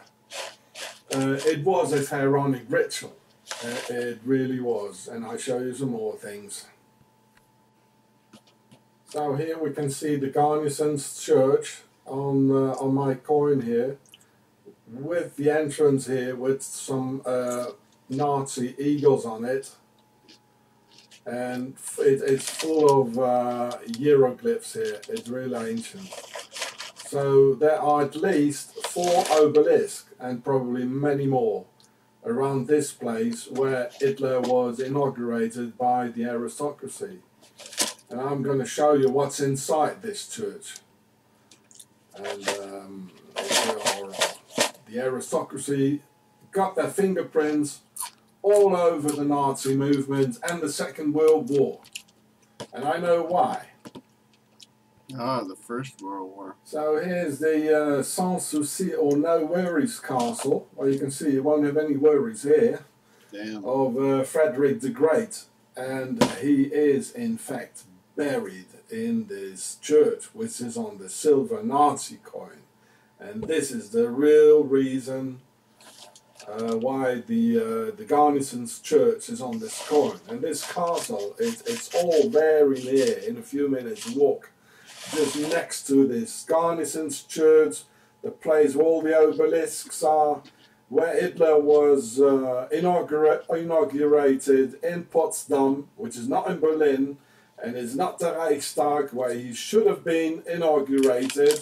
Why, here's the real reason. The aristocracy. And look at all the obelisks. All the trees look like obelisks. Here it's really too much. It's full with pharaonic stuff here, inside and outside. I just show you a couple of things, but this is pharaonic. And this is the drive behind the Nazis in the Second World War. That's the ones who did it. So here inside the castle, it's amazing. Look at it. You can see 2 times the sun hieroglyph. Here it is, or many more times probably. There it is, and here. And of course, their base is Octagon, as I told you before. Switzerland, that's their base. Where all the money is, where it's a safe place, and all the caves and the mountains. That's their base. But this is part of it. This is part of it. And the place where Potsdam is, it's full of lakes, a lot of water, like in the old times at the River Nile. So, well, that's why they burned down the Reichstag. And on that very day, when Hitler shook hands with von Hindenburg, another aristocrat of Pharaonic descent, the Heimtücker Gesetz, or the German Patriot Act, was put in power on the day before, on March 20th, 1933, the opening of the first concentration camp, Dachau, near Munich. So this coin celebrates the true beginning of the aristocratic Nazi dictatorship of the pharaohs from Octagon. Just as the National Socialist movement was a workers' union from the people, of which all the real German leaders were murdered by Hitler and his aristocrats during the Night of the Long Knives in 1934. After that, it was all led by guys with a von in front of their names, all aristocrats. Why March 21st? Because that was the very same date of the first German Reichstag of the German aristocratic empire, on March 21st, 1871. This Nazi war church, which is called the Garnison's Church, is the church of the Pharaonic aristocracy. They had been visited by all the royals throughout history as Tsar Alexander I, Napoleon Bonaparte, whom you can see here, visiting the grave of Frederick the Great. And Emperor Frederick the Great has even been buried in the church. Just look at the Freemason checkboard configuration. And Frederick the Great, or Friedrich der Große, Friedrich der Zweite, Friedrich II, he was a Mason indeed. He spoke only French. I don't know if he could even speak German. And the Germans called him Fritz, whom you can see the very same date of the first German Reichstag of the German aristocratic empire, on March 21st, 1871.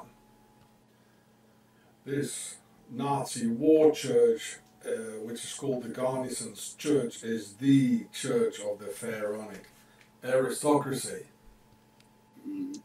They had been visited by all the royals throughout history as Tsar Alexander I, Napoleon Bonaparte, whom you can see here, visiting the grave of Frederick the Great.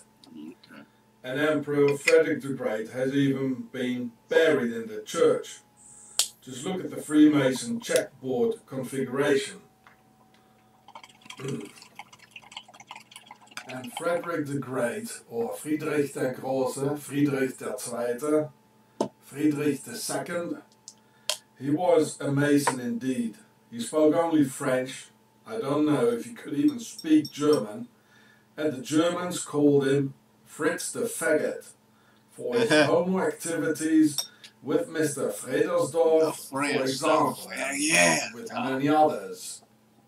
And here he was buried after the war, because the war church, the Garnison's Church, was destroyed after the Second World War. So they put his remains after the war in this lovely castle here. It's called the Hohenzollern Castle. The Emperor Frederick the Great lived from 1712 until 1786, and he died at the No Worries Castle, Sans Souci, just next door. When I look at the marvellous octagon sign he's having on his breast, I'd say it's a London copper. Look at the badge. Here he is. This is Octagon Police. That's them, all right. They are the knights for the aristocracy. It has a very funny sign inside. I can't really see what it is. The emperor was raised by a Swiss from Octagon called Nicolas de Beguelin. Faggot Fritz and the Swissy from Octagon. I told you so, the Swiss always have their fingers in it, somehow. And sometimes even something more than just a finger. Fritz the Faggot ruled from 1740 until 1786, almost 50 years of endless Prussian wars. So here we can read what kind of a violent, aggressive and sick person he was.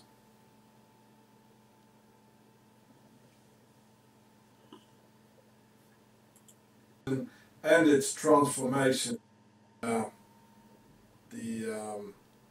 democracy banner. And he was Frederick the Great, who was and its transformation, Switzerland.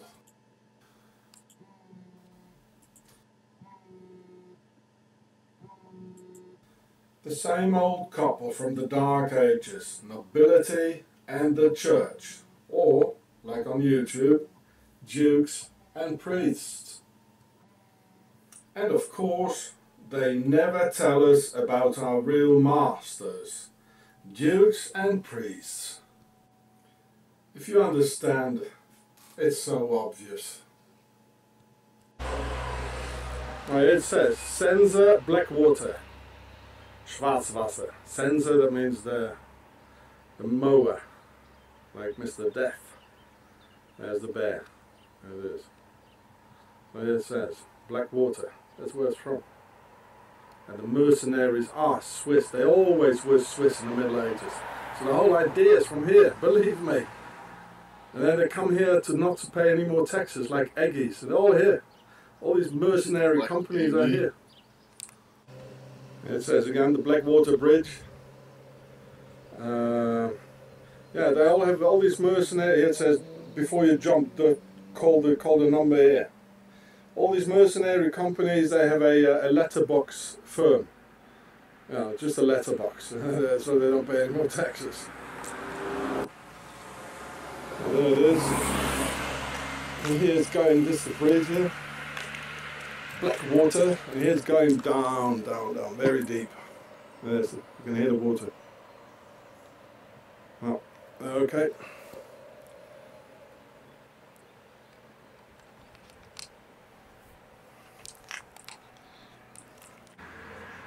And there we can see still snow in the mountains there. Yeah. And here are the Alps as well. Over there.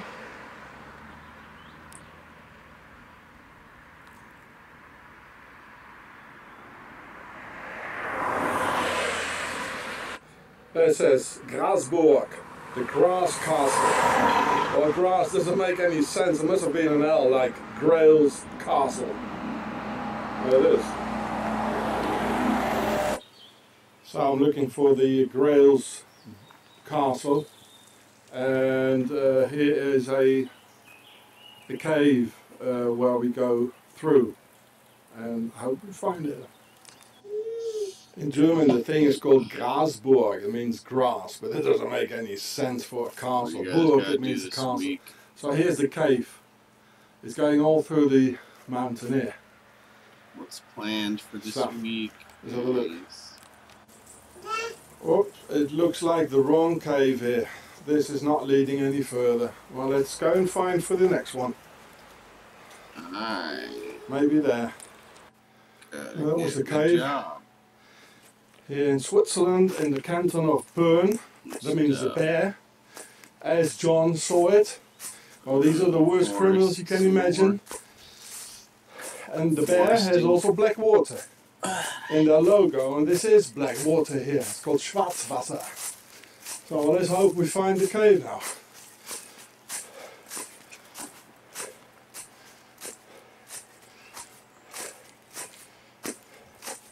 I don't think it's that way. I think it's here. Oh, there it is. Oh, there it is. There it is. That's the cave. We're going all through the mountains here.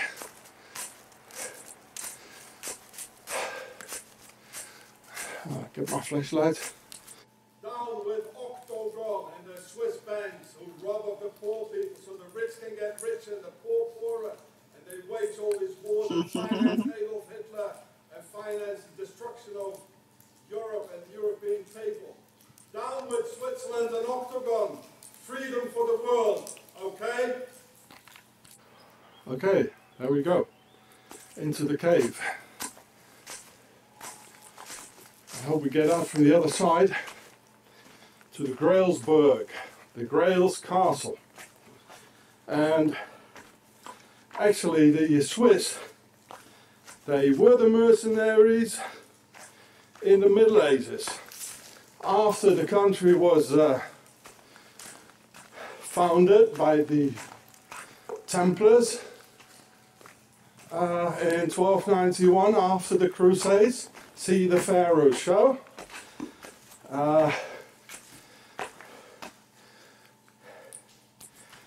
Yeah, well, it looks good.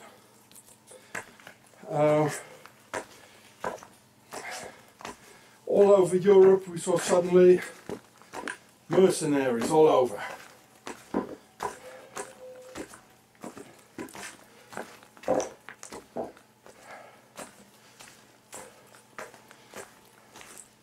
Well, it's a long cave, as we can see. I switch off the camera. It was going to get boring, and I'll show it at the other end. Okay. Well, it looks like we're at the end of the cave. There it is. So I turn it off because it's boring for you guys. Just walking through caves. The Swiss caves, yeah. Maybe find some Hitler gold. Probably. Okay, there we are, the end of the cave where the black water is and the Swiss mercenaries. By the way, they all have their companies Swiss based because they don't pay any taxes here.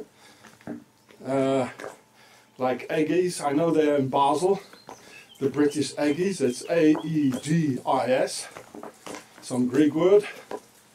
So there we are, at the other side. Oh, there we got Isis' chair, look at it. Are you kidding me? Look at it. Sisters of Isis, they're here. No, I fucking no way. No. Quite dripping here. So let's go and find the Grail's Castle. Let's go.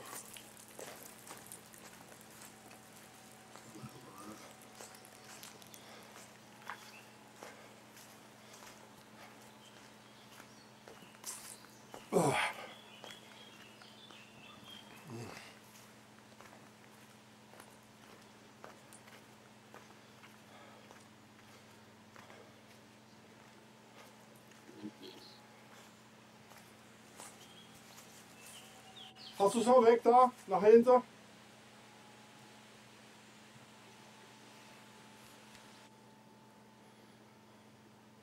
Oh, even some people have the beer here. They're so rich. They leave full beer. Look at it. They're so rich here. They're gonna fall soon, very soon. Then it's the end of their Swiss arrogance. Then they're gonna cry. Yeah. And make, oh, that's an owl. Doing some lizard stuff here, look. The Swiss, they just do some lizard stuff in their free time. Look at it, lizard tail, look at it. Oh yeah, man, look. Probably do some rituals here. Oh boy. Oh boy. So this is the tunnel where we came from. So the Grail's Castle, I think it should be there somewhere or on the other side.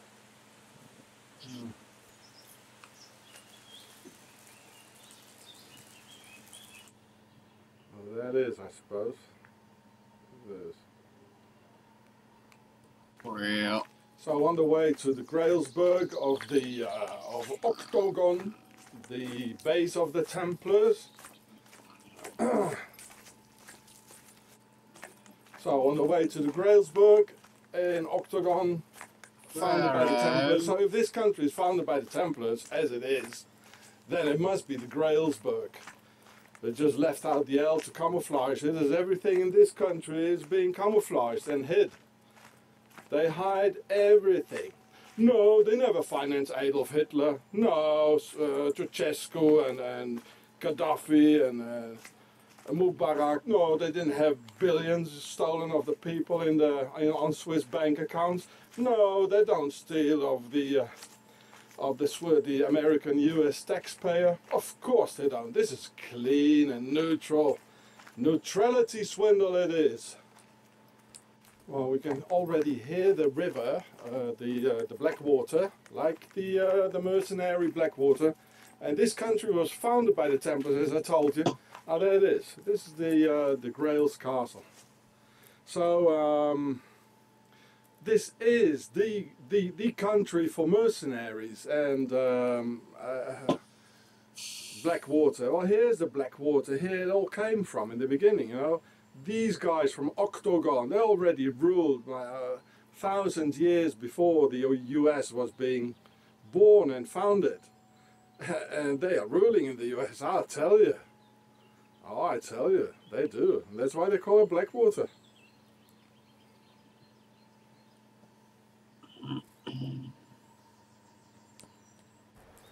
So there's the Blackwater, Schwarzwasser.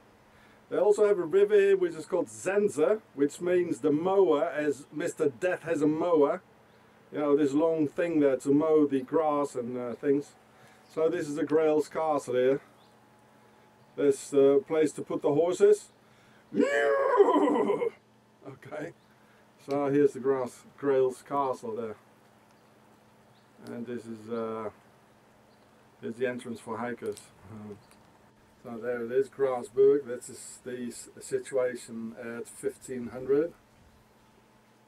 I don't see very much in the LCD screen because of the sun. Here is the history. So it really did start off during the Crusade, or just after the Crusades. Mentioned that 1291 was the last Crusade. And they founded Switzerland. Watch the Pharaoh show. This yeah, well, you can read it. And this is the situation like today. Of it. It says today. Yeah. So going up here.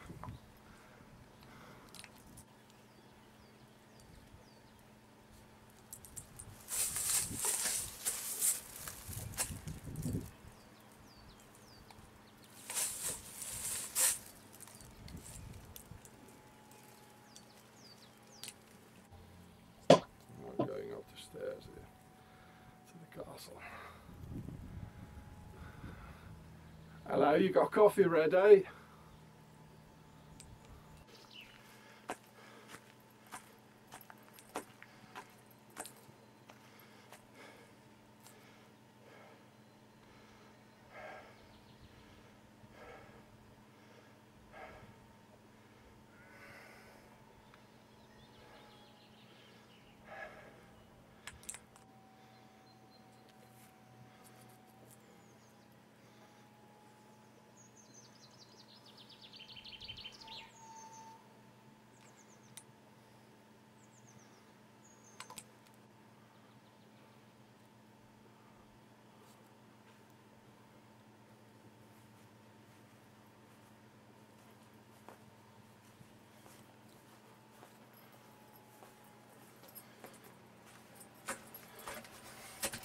There's water on both sides. Here's the Blackwater.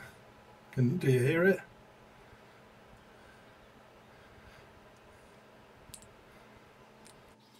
Well, the water seems to be on all sides here. So there's the Black Castle, the town, the Blackwater.